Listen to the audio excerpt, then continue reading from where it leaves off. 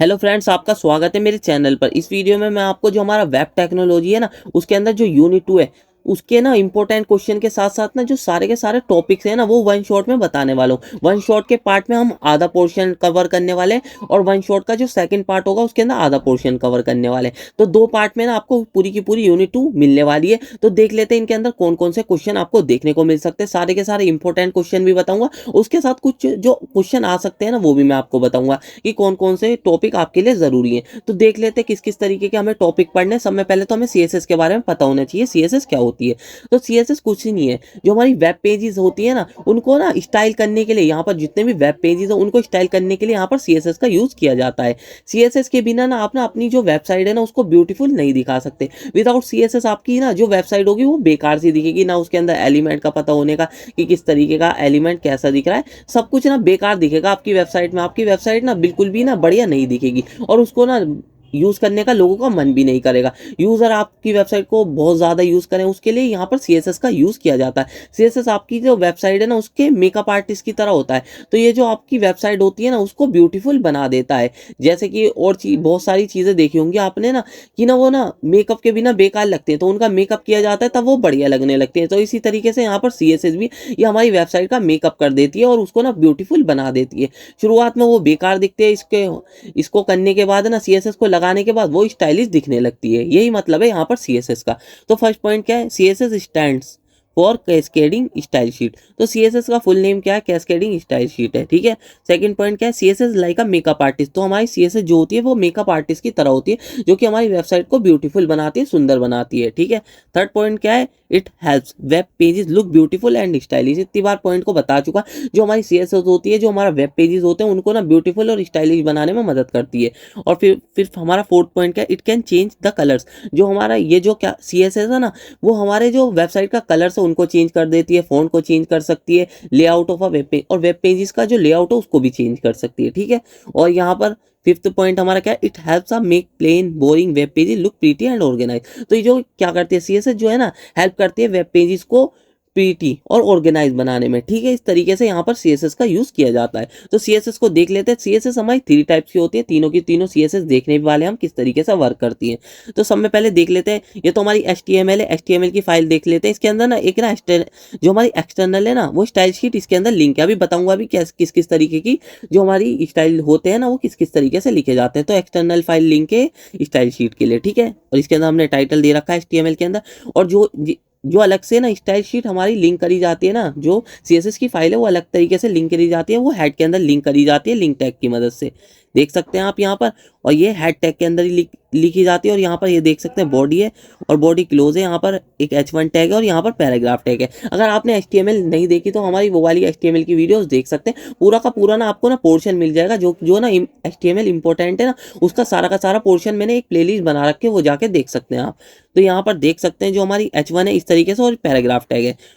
और इस तरीके से इनके ऊपर यहाँ पर हमने CSS फाइल लगा रखी है इस तरीके से। यहाँ पर बैकग्राउंड का लाइट ब्लू होगा, फॉन्ट फैमिली ये होगी, H1 का कलर डार्क ब्लू होगा, टेक्स्ट लाइन सेंटर होगा। इनके बारे में भी देखेंगे कौन कौन सी प्रॉपर्टी इंपॉर्टेंट है। और फिर पैराग्राफ देख सकते हैं, पैराग्राफ का हमारा डार्क ग्रीन है और फॉन्ट साइज इस तरीके से है। तो अभी देखेंगे इसको, पहले हम देख लेते हैं CSS किस टाइप की होती है, फिर उसके बाद ना कोड करके बताऊंगा ना तो आपको और अच्छी तरीके से समझ में आएगा। तो यहाँ पर हमारी जो CSS होती है ना वो 3 टाइप्स की होती है। तो याद रखना एक इंपॉर्टेंट क्वेश्चन है, ये जो हमारा CSS है CSS के बारे में पूछेगा और टाइप्स पूछेगा, सीएसएस कितने टाइप्स की होती है। तो यहाँ पर सीएसएस जो होती है वो 3 टाइप्स की होती है। समय पहले देख लेते हैं इनलाइन सीएसएस। इनलाइन सीएसएस क्या होती है, जो हमारे इनलाइन सीएसएस होती है ना वो एलिमेंट के अंदर ही लगा दी जाती है। जैसे कि हमारा पैराग्राफ टैग था, उसके अंदर एक एट्रीब्यूट हम इस्तेमाल करेंगे स्टाइल के नाम का, स्टाइल टैग, स्टाइल उसका एट्रीब्यूट का नेम होगा और उसके अंदर इस तरीके से वैल्यू दे देंगे जो भी हमें सीएसएस लिखनी है। सीएसएस का कलर लिखना है, जैसे कि कलर हमने दे दिया ब्लू, और फिर उसका जो फॉन्ट साइज देना है वो फॉन्ट साइज लिख दिया। और ये पूछ रहे होंगे कि हमने कलर ऐसे ही क्यों लिखा, जैसे कि सी में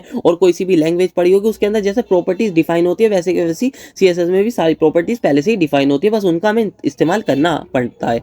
जैसे कि हमारे अंदर कलर जो है ना, कलर्स ना पहले ही ना सीएसएस में डिफाइन है, तो बस हम इसका इस्तेमाल करते हैं, हम इसका यूज करते हैं यहाँ पर, ठीक है। तो इसी तरीके से ये फ़ॉन्ट साइज़ भी है, ये भी पहले से ही इसके अंदर दिया गया है। इससे हम ना जो हमारी फ़ॉन्ट साइज़ होती है, टेक्स्ट का जो साइज़ है उसको बढ़ा सकते हैं, घटा सकते हैं, इस तरीके से कर सकते हैं। तो इस टेक्स्ट का जो साइज़ है ना, इसका जो कलर होगा इस टेक्स्ट का, टेक्स्ट दिख रहा है ना आपको, दिस इज़ इनलाइन सीएसएस, इसका जो ना कलर होगा वो क्या होगा, ब्लू होगा। इसका फ़ॉन्ट साइज़ 20 पिक्सल होगा। पिक्सल एक यूनिट है, जो कि जैसे कि हमारी मीटर, सेंटीमीटर इस तरीके से यूनिट होती है ना, तो इसी तरीके से हमारी पिक्सल भी एक यूनिट है, ठीक है। इसी तरीके से ये भी हमारी मीटर, सेंटीमीटर इन्हीं की तरह यूनिट होती है। ये भी हमारी ना कि कितनी हाइट रखनी है, कितनी विड्थ रखनी है, इस तरीके से इसकी मदद से ही वो सब डिफाइन किया जाता है यहाँ पर सीएसएस के अंदर, ठीक है। पढ़ भी लेते हैं सीएसएस के बारे में। अभी मैं आपको पूरा कोड करके बताऊंगा तो और आपको अच्छी तरीके से समझ में आ जाएगा। पहले जो मैं बोलता जा रहा हूँ उसको समझ लीजिए बस। तो यहाँ पर इनलाइन सीएसएस में हम देख लेते हैं, CSS is applied directly to an HTML element. तो जो हमारी सीएसएस होती है ना, जो इनलाइन सीएसएस होती है, वो डायरेक्टली जो हमारा एचटीएमएल एलिमेंट होता है ना उसके अंदर अप्लाई कर दी जाती है, ठीक है ना, यूजिंग स्टाइल एट्रीब्यूट की मदद से। तो इसका यूज क्या क्या है, quick specific styling for single element. तो क्विक और स्पेसिफिक स्टाइलिंग देने के लिए ना सिंगल एलिमेंट को यहाँ पर इनलाइन सीएसएस का यूज किया जाता है, ठीक है। ये हो गया हमारी इनलाइन सीएसएस। अब इंटरनल सीएसएस देख लेते हैं, इंटरनल सीएसएस किस तरीके से लिखी जाती है। तो यहाँ पर CSS rules are written inside a style tag. तो जितने भी सीएसएस के रूल लिखे जाते हैं ना वो स्टाइल टैग के अंदर लिखे जाते हैं। और ये जो स्टाइल टैग लिखा जाता है वो किसके अंदर लिखा जाता है, यहाँ पर हेड सेक्शन के अंदर लिखा जाता है एचटीएमएल डॉक्यूमेंट में। और यूज क्या है, for styling a single page. जैसे हमें कोई भी सिंगल वेब पेज की स्टाइलिंग करनी होती है ना, वहाँ पर इंटरनल सीएसएस का यहाँ पर यूज किया जाता है। जैसे कि ये देख सकते हैं यहाँ पर स्टाइल टैग लिखा गया है, हेड टैग के अंदर लिखा गया है, आपको ये दिख रहा होगा। हेड टैग ओपन है, हेड टैग क्लोज है, यहाँ पर स्टाइल टैग ओपन है और स्टाइल टैग क्लोज है यहाँ से यहाँ तक। और इसके अंदर जो हमने स्टाइलिंग कर रखी है वो इस तरीके से कर रखी है। ये क्या है, हमारा ये जो है हमारा एलिमेंट सिलेक्टर है। अभी बताऊंगा सिलेक्टर भी क्या होते हैं। जैसे कि बस समझिए कि हमने स्टाइलिंग कर रखी है यहाँ पर पैराग्राफ टैग की इस तरीके से, ठीक है। इसके अंदर कलर क्या है, ग्रीन है, और फॉन्ट साइज इतना दे रखा है इस पैराग्राफ टैग का, जो इसके अंदर पैराग्राफ टैग लिखा गया है एचटीएमएल के अंदर। तो ठीक है, दो टाइप की हमारी एचटीएमएल हो गई। अब देख लेते हैं एक्सटर्नल क्या होती है। तो यहाँ पर जो एक्सटर्नल है वो CSS rules are written in a separate file with a .css extension and link to the HTML file using a link tag.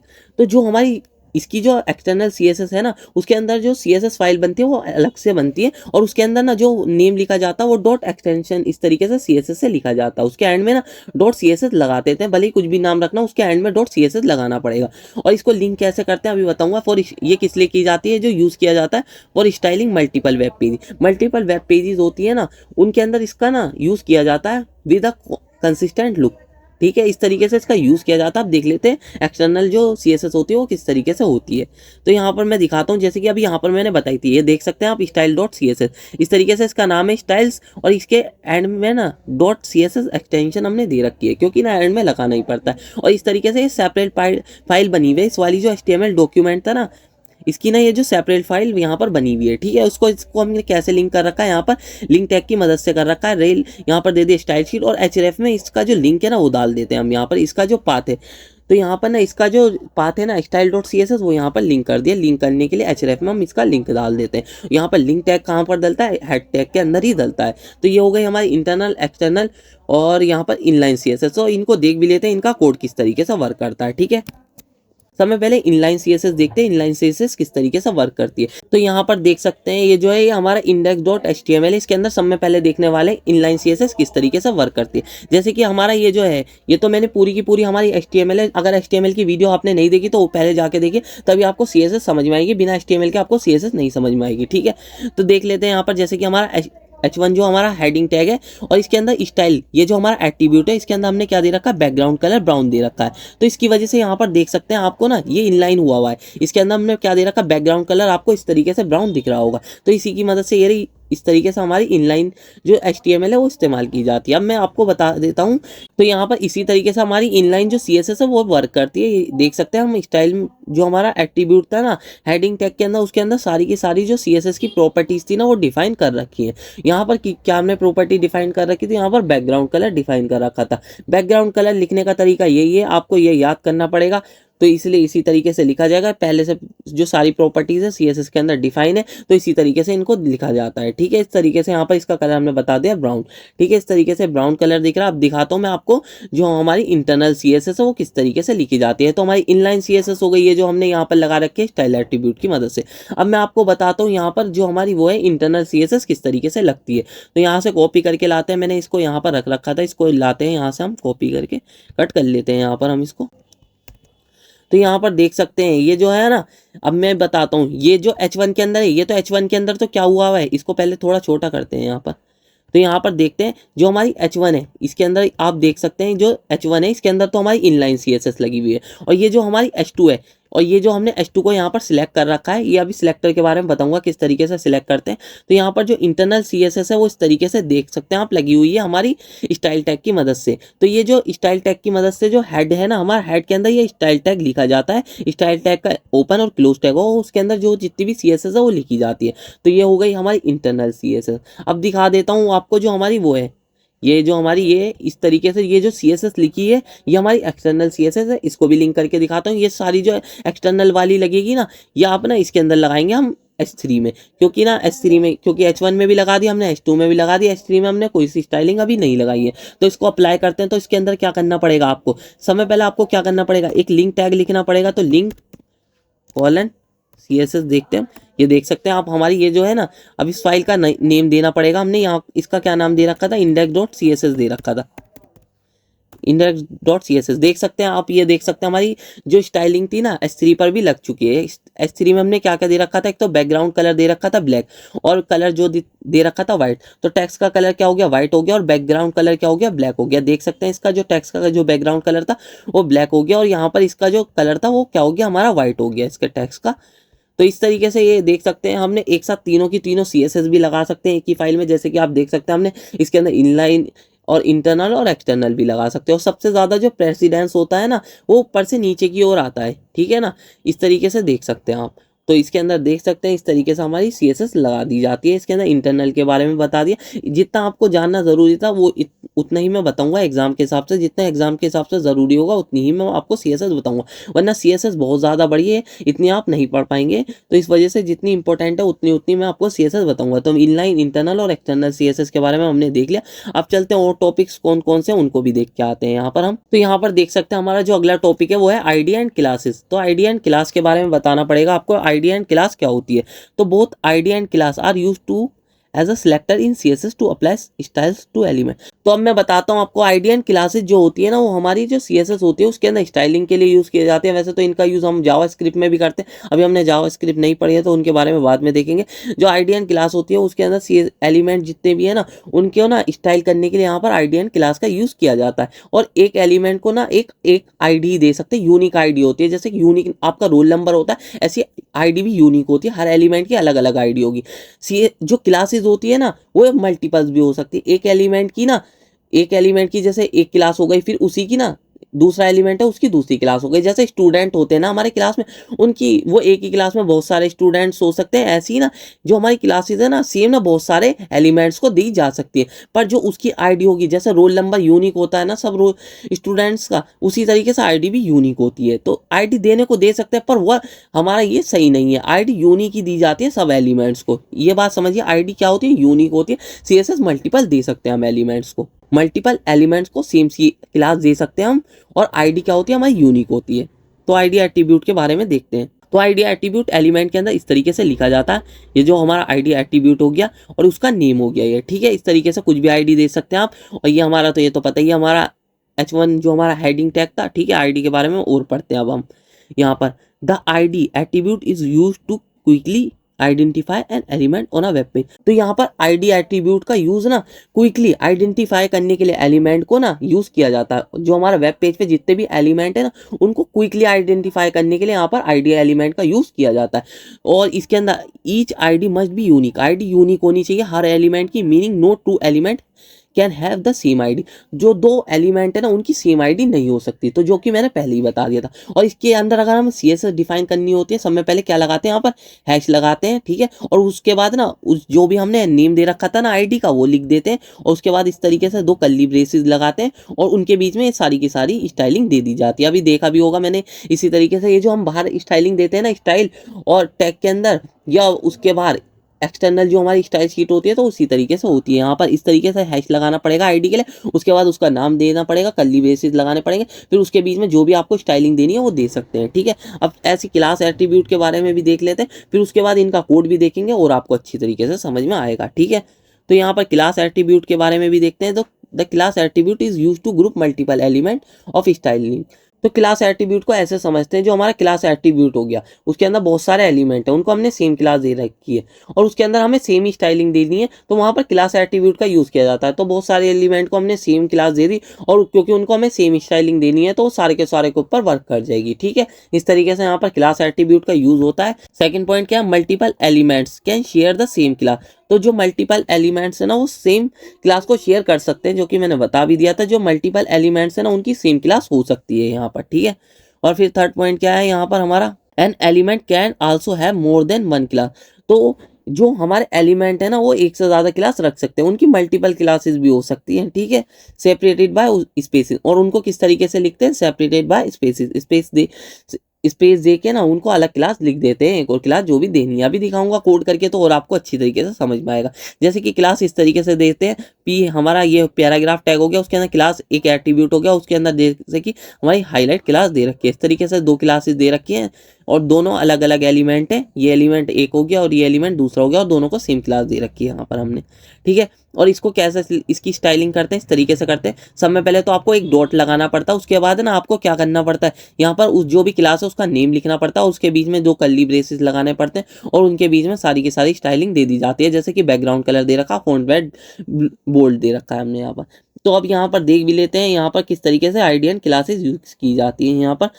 तो यहाँ पर देख सकते हैं डिव टैग है, इसके अंदर आईडी दे रखी है हमने, क्लास भी दे रखी है। एक एलिमेंट को अपना आईडी और क्लास दोनों दे सकते हैं, और इस वाले को हमने क्लास दे रखी है। ठीक है, और आईडी यूनिक ही देनी है। एक एलिमेंट को अगर एक आईडी दे दी तो वो दोबारा आईडी हमें यूज नहीं करनी है किसी एलिमेंट को देने के लिए। ठीक है, तो यहाँ पर उसकी स्टाइलिंग कैसे करेंगे, जैसे कि आप देख सकते हैं हमने यहाँ पर क्लास हमारी यूनिक बॉक्स, क्लास हमारी आईडी है यूनिक बॉक्स, और उसके सामने क्या लगा रखा है, हमने हैश लगा रखा है, उसके बीच में हमने सारी की सारी स्टाइलिंग दे रखी है उस एलिमेंट को इस तरीके से।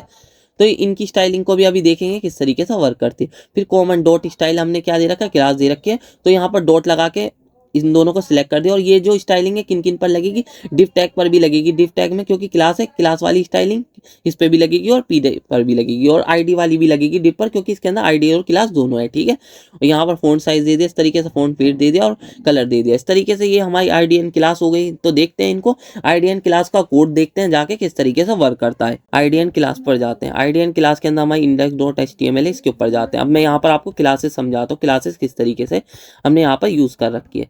तो सब में पहले तो ये हमारा HTML का डॉक्यूमेंट है, समझ लीजिए। HTML के अंदर ही हम CSS अप्लाई करते हैं। सब में पहले तो हमें HTML की ज़रूरत ही पड़ेगी, अगर HTML ही नहीं होगी तो हम CSS इसके ऊपर अप्लाई करेंगे। ठीक है, ये हो गया हमारा। ठीक है, अगर HTML के बारे में आपने अभी तक नहीं देखा तो हमारी एक पूरी प्लेलिस्ट बनी हुई है, एग्जाम के हिसाब से उतना पढ़ेंगे तो बहुत रहेगा आपको। वो वाली प्लेलिस्ट आप देख सकते हैं, उसके अंदर सारी के सारे जो इंपॉर्टेंट है हमारे फ्रेम्स फॉर्म सब के बारे में मैंने बता रखा है, तो वो वाली वीडियो आप जाके देख सकते हैं। इसके अंदर CSS के पार्ट 1 में हमने सारी की सारी जो इंपॉर्टेंट CSS है वो कवर करने वाले हैं। अब देख लेते हैं यहाँ पर किस तरीके से हमारी CSS वर्क कर रही है। तो यहाँ पर देखते हैं, समय पहले हम देखते हैं क्या देखना है हमें।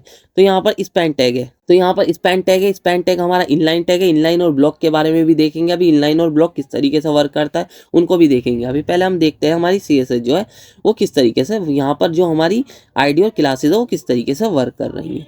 तो यहाँ पर देख सकते हैं आप, जो हमारी आईडी है ये देख सकते हैं हमारी, ये जो है हमारी क्लास दे रखी है हमने, हेडिंग जो है हेडिंग क्लास दे रखी है। और ये क्लास हमने किस किस को दे रखी है, हेडिंग H1 और H4 को दे रखी है। ठीक है, और इसको हम किस तरीके से इसकी स्टाइलिंग करेंगे, H1 और H4 की हमें स्टाइलिंग करनी है। तो किस, ये देख सकते हैं। एक और चीज़ यहाँ पर देख सकते हैं, जो हमारी क्लासेज है ना वो मल्टीपल दे रखी है हमने, मल्टीपल एलिमेंट को दे रखी है। एक तो H1 को भी दे रखी है, H2 को भी दे रखी है। तो क्लासेज जो मल्टीपल एलिमेंट को दी जा सकती है पर आईडी नहीं दी जा सकती, आईडी यूनिक होनी चाहिए। तो अब इसकी स्टाइलिंग देखते हैं यहाँ पर हम सब में पहले। तो यहाँ पर इस तरीके से इनको क्या करता हूँ मैं, अनकमेंट करता हूँ इस तरीके से। तो यहाँ पर अब इसको मैं दिखाता हूँ ये, और हमने क्लास को किस तरीके से सिलेक्ट करा। सब में पहले आप डॉट देख सकते हैं, सब में आगे डॉट है, उसके बाद जो क्लास का नेम है वो लिखा जाता है, उसके बाद दो कर्ली ब्रेसेस लिखते हैं, और उसके अंदर जो भी हमें ना वो देनी है, जो भी हमें प्रॉपर्टी डिफाइन करनी है। यहाँ पर जैसे कि हमें बैकग्राउंड कलर इसी तरीके से लिखा जाएगा, और टेक्स्ट का कलर हमें क्या देना, व्हाइट देना है। ठीक है, इस तरीके से देख सकते हैं। तो ये दो किस पर प्रॉपर्टी लग गई, ये देख सकते हैं। हमने हेडिंग 1 को दे रखी थी और हेडिंग 4 को दे रखी थी, H1 और H4 को दे रखी थी, तो ये वाली प्रॉपर्टी उन पर चली गई। ठीक है, इस तरीके से वर्क करता है। तो अब इनको हम कमेंट फिर से कर देते हैं, आपने देख लिया होगा, इनको थोड़ा छोटा भी कर देते हैं यहाँ पर इस तरीके से। तो ये तो आपको पता ही चल गया होगा। ठीक है, क्योंकि फिर इस तरीके से आप समझते जाएंगे, हमें समझाना ही है आपको, क्योंकि अभी हमें ना एग्जाम के हिसाब से देखना है। अगर आपको पढ़नी है वैसे CSS, तो मैं वीडियो लाऊंगा उसके ऊपर पूरे का पूरा। मैं आपको ना फुल स्टैक जो हमारा वेब डेवलपमेंट का कोर्स है उसको लाऊंगा ज़रूर, तो उसको देख सकते हैं आप बाद में। पहले हमें CSS ये जो है ना एग्जाम के हिसाब से देखनी है, इतना डीप में नहीं जाना, एग्जाम में नहीं इतनी डीप में पहुंची जाएगी। तो इतना जितना मैं आपको बता रहा हूँ उतना देख सकते हैं आप। फिर यहाँ पर स्पैन टैग देख सकते हैं। स्पैन टैग अभी यहाँ पर हमने कौन कौन सा यूज़ कर रखा है, 1 मिनट। तो यहाँ पर देखते हैं, स्पैन टैग को बाद में देखेंगे। यहाँ पर हम अब देखते हैं आईडी को हमने किस तरीके से यूज़ कर रखा। आईडी हमने यहाँ पर ना हर एलिमेंट को अलग यूनिक ही दे रखी है। ये वाली आईडी देखेंगे ना, ये वाली जो आईडी S2 को दे रखी है वो हमने दे रखी है हेडिंग 2, और आईडी जो P को दे रखी है वो पैरा आईडी दे रखी है। आईडी इस तरीके से यूनिक होती है सबकी। तो अब आईडी से हम देखते हैं, यहाँ पर S2 को हमें इसके ऊपर S2 के ऊपर हमें स्टाइलिंग अप्लाई करनी है। तो S2 के ऊपर देखते हैं हमने कहाँ गई हमारी हेडिंग 2। इस तरीके से आईडी को लिखने के लिए सब में पहले आपको हैश लगाना पड़ेगा, उसके बाद आईडी का नेम लिखना पड़ेगा, 2 कर्ली ब्रेसेस लगाने पड़ेंगे, और उनके बीच में जो भी स्टाइलिंग देनी है वो इस तरीके से दे दी जाती है। इसको अनकमेंट करते हैं, देख सकते हैं यहाँ पर इसका जो बैकग्राउंड कलर है वो क्या हो गया, ब्राउन हो गया। तो यही दे रखा था हमने यहाँ पर, तो इसको भी अब कमेंट कर देते हैं। यहाँ पर अब हम आईडी का एक और एग्जांपल दिखाता हूँ मैं आपको। कहीं पे हमने पैरा को, हमने आईडी क्या दे रखी थी, वहाँ पर पैरा आईडी दे रखी थी। पैरा आईडी का भी दिखा देता हूँ मैं यहाँ पर, इसको अनकमेंट करके। तो ये, तो यहाँ पर देख सकते हैं इसका बैकग्राउंड कलर ये दे रखा था हमने। यहाँ पर पैरा आईडी को भी सिलेक्ट करने के लिए समय पहले हैश लगाना पड़ता, फिर पैरा आईडी उसका नेम लिखना पड़ता है आईडी का, और उसके बाद ना हमें क्या करना पड़ता है, फिर आईडी की दोनों कर्ली ब्रेसेस के बीच में जो भी हमें प्रॉपर्टी डिफाइन करनी है वो दिखा देते हैं हम। ठीक है, इस तरीके से हो गया। तो ये इस तरीके से वर्क कर रहा है। अभी और देखते हैं और किस तरीके से वर्क कर रहा है। और मैं क्या दिखाता हूँ आपको, हमने आईडी भी दिखा दी, क्लास भी दिखा दी, और यहाँ पर मैंने अभी और बाद में आऊँगा इनके ऊपर। अभी पहले हम सिलेक्टर को समझते हैं। आईडी और क्लास तो आप समझ ही गए होंगे। इस तरीके से आईडी और क्लास का यूज़ करके हम जो CSS की स्टाइलिंग है वो इस तरीके से अप्लाई करते हैं। ठीक है, आप पहले सिलेक्टर को देख लेते हैं, सिलेक्टर के बाद आएंगे हम यहाँ पर और अच्छी तरीके से आईडी एंड क्लास को समझेंगे, और सिलेक्टर्स को भी समझेंगे कि किस किस तरह के सिलेक्टर होते हैं। सिलेक्टर के बारे में बताऊंगा, आप सिलेक्टर को समझ लेते हैं, बिना सिलेक्टर के आपको समझ में नहीं आएगा। तो ये रहे, ठीक है। इस तरीके से अब आ जाते हैं हम CSS के जो सिलेक्टर हैं। तो सब में ज़्यादा सिलेक्टर्स ही इंपॉर्टेंट है। बिना सिलेक्टर के आप स्टाइलिंग अप्लाई ही नहीं कर सकते। अगर आपके पास सिलेक्टर ही नहीं होंगे तो आप CSS की स्टाइलिंग जो है वो अप्लाई नहीं कर सकते। तो सिलेक्टर का होना बहुत ज़्यादा इंपॉर्टेंट है। बिना सिलेक्टर के आप स्टाइलिंग नहीं कर सकते। जो हमारी इंटरनल और एक्सटर्नल जो CSS होती है ना वो आप अप्लाई नहीं कर सकते, जो हमारा HTML के एलिमेंट है उनके ऊपर। तो देख लेते हैं CSS के सिलेक्टर क्या होते हैं अब। तो यहाँ पर CSS के सिलेक्टर देखते हैं। CSS selectors are like a special word that point the specific part of a web page. तो जो हमारे सिलेक्टर्स होते हैं वो क्या होते हैं, एक स्पेशल टाइप के वर्ड्स होते हैं जो कि क्या करते हैं, वो पॉइंट करते हैं स्पेसिफिक पार्ट को, जो हमारा वेब पेज का स्पेसिफिक पार्ट है ना उसको पॉइंट करते हैं। तो इनका यूज़ किस तरीके से किया जाता है, जो हमारा HTML के अंदर एलिमेंट होते हैं उनको ना चूज़ करने के लिए कौन सा एलिमेंट चूज़ करना है, तो उसके लिए यहाँ पर सिलेक्टर का यूज़ किया जाता है कि आपको H1 चूज़ करना है, H2 चूज़ करना है, क्या चूज़ करना है, इमेज चूज़ करनी है। इस तरीके से स्पेशल टाइप के वर्ड्स होते हैं, पॉइंट करते हैं स्पेसिफिक एलिमेंट को जो हमारा वेब पेज है उसके ऊपर, और उनको ना स्टाइल कर देते हैं। इस तरीके से यहाँ पर CSS सिलेक्टर का यूज़ किया जाता है। सिंपल वर्ड्स में मैंने आपको बता दिया, इस तरीके से यहाँ पर हमारा सिलेक्टर्स का यूज़ किया जाता है।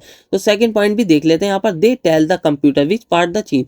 तो हम ये बता देता है जो हमारा वेब पेज है उसका कौन सा पार्ट चेंज करना है। यहाँ पर कंप्यूटर की जगह वेब पेज कर लेना, ठीक है ना। और लाइक मेकिंग टेक्स्ट रेड, अगर हमें टेक्स्ट को, जैसे कि हमें कोई टेक्स्ट है उसको रेड बनाना हो, मेकिंग बटन बिगर, तो कोई भी बटन है उसको बड़ा करना हो, छोटा करना हो, किस तरीके दिखाना हो, यहाँ पर हमारा सारा सिलेक्टर का ही यूज़ किया जाता है। ठीक है, टाइप्स ऑफ सिलेक्टर, सब में ज़्यादा सिलेक्टर का तो हम देख लेते हैं कौन कौन से टाइप के सिलेक्टर होते हैं। सिलेक्टर के बारे में बता दें, इतनी थ्योरी लिख के आएंगे, एग्जाम के लिए बहुत है, और इसको इंपॉर्टेंट भी मान लेना, या आपको देखने को मिल सकता है, तो इसको अच्छी तरीके से पढ़ के चले जाना। जो मैंने शुरुआत में अभी तक जितने भी तीनों के तीनों क्वेश्चन बताए ना, आईडी एंड क्लास, इनमें डिफरेंस पूछा जाएगा, डिफरेंस आप उससे बना के लिख देंगे जो मैंने आईडी एंड क्लास बताया।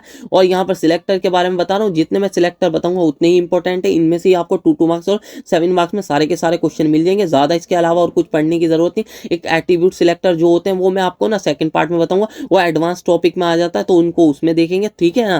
तो यहाँ पर टाइप्स ऑफ सिलेक्टर देख लेते हैं। यहाँ पर यूनिवर्सल सिलेक्टर, यूनिवर्सल सिलेक्टर किस तरीके से होता है, यूनिवर्सल जो हमारा सिलेक्टर होता है ना, उस सारे की सारा जो हमारा वेब पेज है ना उसके ऊपर अप्लाई होता है। जितने भी एलिमेंट हो, हमने यहाँ पर कोई एलिमेंट का नेम तो नहीं लिखा, सिर्फ स्टार लगाया। अगर स्टार लगा के 2 कर्ली ब्रेसेस लगा के आप ना उसके बीच में जो भी प्रॉपर्टी CSS की डिफाइन कर देंगे, मार्जिन जैसा पैडिंग ये हमने डिफाइन कर दी, तो ये पूरे के पूरे जो जितना भी वेब पेज है उसके ऊपर सारे जितने भी एलिमेंट है सब पर लग जाएगा। Select all element of web page, वही लिखा हुआ है जो हमारा यूनिवर्सल सिलेक्टर होता है ना, यूनिवर्सल जो सिलेक्टर होता है, select all element on a web page. तो जितने भी वेब पेज पर एलिमेंट है ना उनके ऊपर लगाने के लिए यहाँ पर यूनिवर्सल सिलेक्टर का यूज किया जाता है। तो इसको इनको देख लेते हैं, तभी एक एक करके आपको समझ में भी आएगा। तो इनको देख भी लेते हैं, यहाँ पर कोड में जाके देखते हैं हम यूनिवर्सल सिलेक्टर को। यूनिवर्सल सिलेक्टर देखते हैं यहाँ पर किस तरीके से देख सकते हैं। यहाँ पर हमारा यूनिवर्सल सिलेक्टर कहाँ गया, ये रहा यूनिवर्सल सिलेक्टर, ये रहा। ये जैसे कि हमने स्टार लगाया, दो कर्ली ब्रेसेस लगा, उनके बीच में दो प्रॉपर्टीज लिख रखी है, text align centre. Text align centre का मतलब जो हमारा टेक्स्ट है ना वो सेंटर में चला जाए, सारा का सारा जो टेक्स्ट अलाइन प्रॉपर्टी में बता देता हूँ। जैसे कि टेक्स्ट को सेंटर में करने के लिए अगर यहाँ पर सेंटर की जगह आप ना राइट लिखेंगे तो राइट में आ जाएगा सारा टेक्स्ट, लेफ्ट लिखेंगे तो लेफ्ट में चला जाएगा सारा टेक्स्ट। इस तरीके से यूज किया जाता है। अब इस प्रॉपर्टी को भी समझा दूंगा, इंपॉर्टेंट प्रॉपर्टी है, तो ये प्रॉपर्टी आपको पता भी होनी चाहिए। तो इसको अनकमेंट करते हैं और इसको ना यहाँ पर नहीं समझ में आएगा आपको, इसको खोलते हैं हम क्रोम में। वैसे यहाँ पर भी खुल गया था, वैसे आप क्रोम में ही खोलते हैं। ये देख सकते हैं जो हमारा सारा का सारा जो टेक्स्ट है ना वो कहाँ चला गया, सेंटर में चला गया। अभी दिखा भी देता हूँ। वैसा अगर हम आएंगे यहाँ पर, 1 मिनट, यहाँ पर जैसे कि इसको क्लोज करते हैं यहाँ पर सभी, और इसको मैं जैसे कमेंट करूंगा ना, देख सकते हैं यहाँ पर जो सारा का सारा जो टेक्स्ट है ना वो कहाँ गया, लेफ्ट में आ गया। सारा का सारा जो टेक्स्ट है ना वो लेफ्ट में आ गया। और इसको जैसे ही मैं इस प्रॉपर्टीज की वजह से है ना, ये जो टेक्स्ट अलाइन सेंटर है, इस प्रॉपर्टीज की वजह से सारा का सारा टेक्स्ट जो है ना वो सेंटर में आ गया। और ये कलर क्या है, कलर चेंज कर रहा है। कलर को भी देख लेते हैं यहाँ पर कलर। तो यहाँ पर देखते हैं, यहाँ पर कलर भी अप्लाई हो गया, वो मैंने देखा नहीं था। तो यहाँ पर कलर भी अप्लाई हो गया। इस तरीके से देख सकते हैं कलर प्रॉपर्टी की वजह से जो कलर है ना सारे के सारे वेब पेज पर जितने भी एलिमेंट है सबका ही कलर चेंज हुआ और सब कहाँ गए, सेंटर में आ गया। टेक्स्ट लाइन सेंटर का मतलब यही है। और यहाँ पर अगर हम सेंटर की जगह यहाँ पर कर देंगे राइट, तो ये सारा का सारा कहाँ पहुंच जाएगा, राइट में पहुंच जाएगा। देखते हैं राइट का, देखते हैं यहाँ पर राइट में करता हूँ ना, ये प्रॉपर्टी इंपॉर्टेंट है, याद रखना। सारा का सारा जो टेक्स्ट है ना वो राइट में पहुंच गया, आपको दिख रहा भी होगा। तो राइट में पहुंच चुका है सारा का सारा टेक्स्ट। तो ये जो हमारा यूनिवर्सल सिलेक्टर है, यूनिवर्सल को सिलेक्टर को समझ रहे थे मेन तो हम यहाँ पर। तो यूनिवर्सल जो हमारा सिलेक्टर है ना उसका यूज किस तरीके से किया जा रहा है, वो सारे के सारे जो एलिमेंट है ना उनको डिफाइन करने के लिए यहाँ पर उसका यूज किया जा रहा है। यूनिवर्सल जो सिलेक्टर है उसका इस तरीके से यूज किया जाता है। ठीक है, इस तरीके से हमारा यूनिवर्सल सिलेक्टर वर्क करता है। तो यूनिवर्सल सिलेक्टर इस तरीके से हमारा वर्क कर रहा है यहाँ पर। तो इनको कमेंट कर देते हैं। यूनिवर्सल सिलेक्टर आप समझ ही गए होंगे, स्टार लगाते हैं और दो कर्ली ब्रेसेस के बीच में जो भी प्रॉपर्टीज डिफाइन करनी है वो सारी की सारी प्रॉपर्टीज डिफाइन कर देते हैं हम यहाँ पर।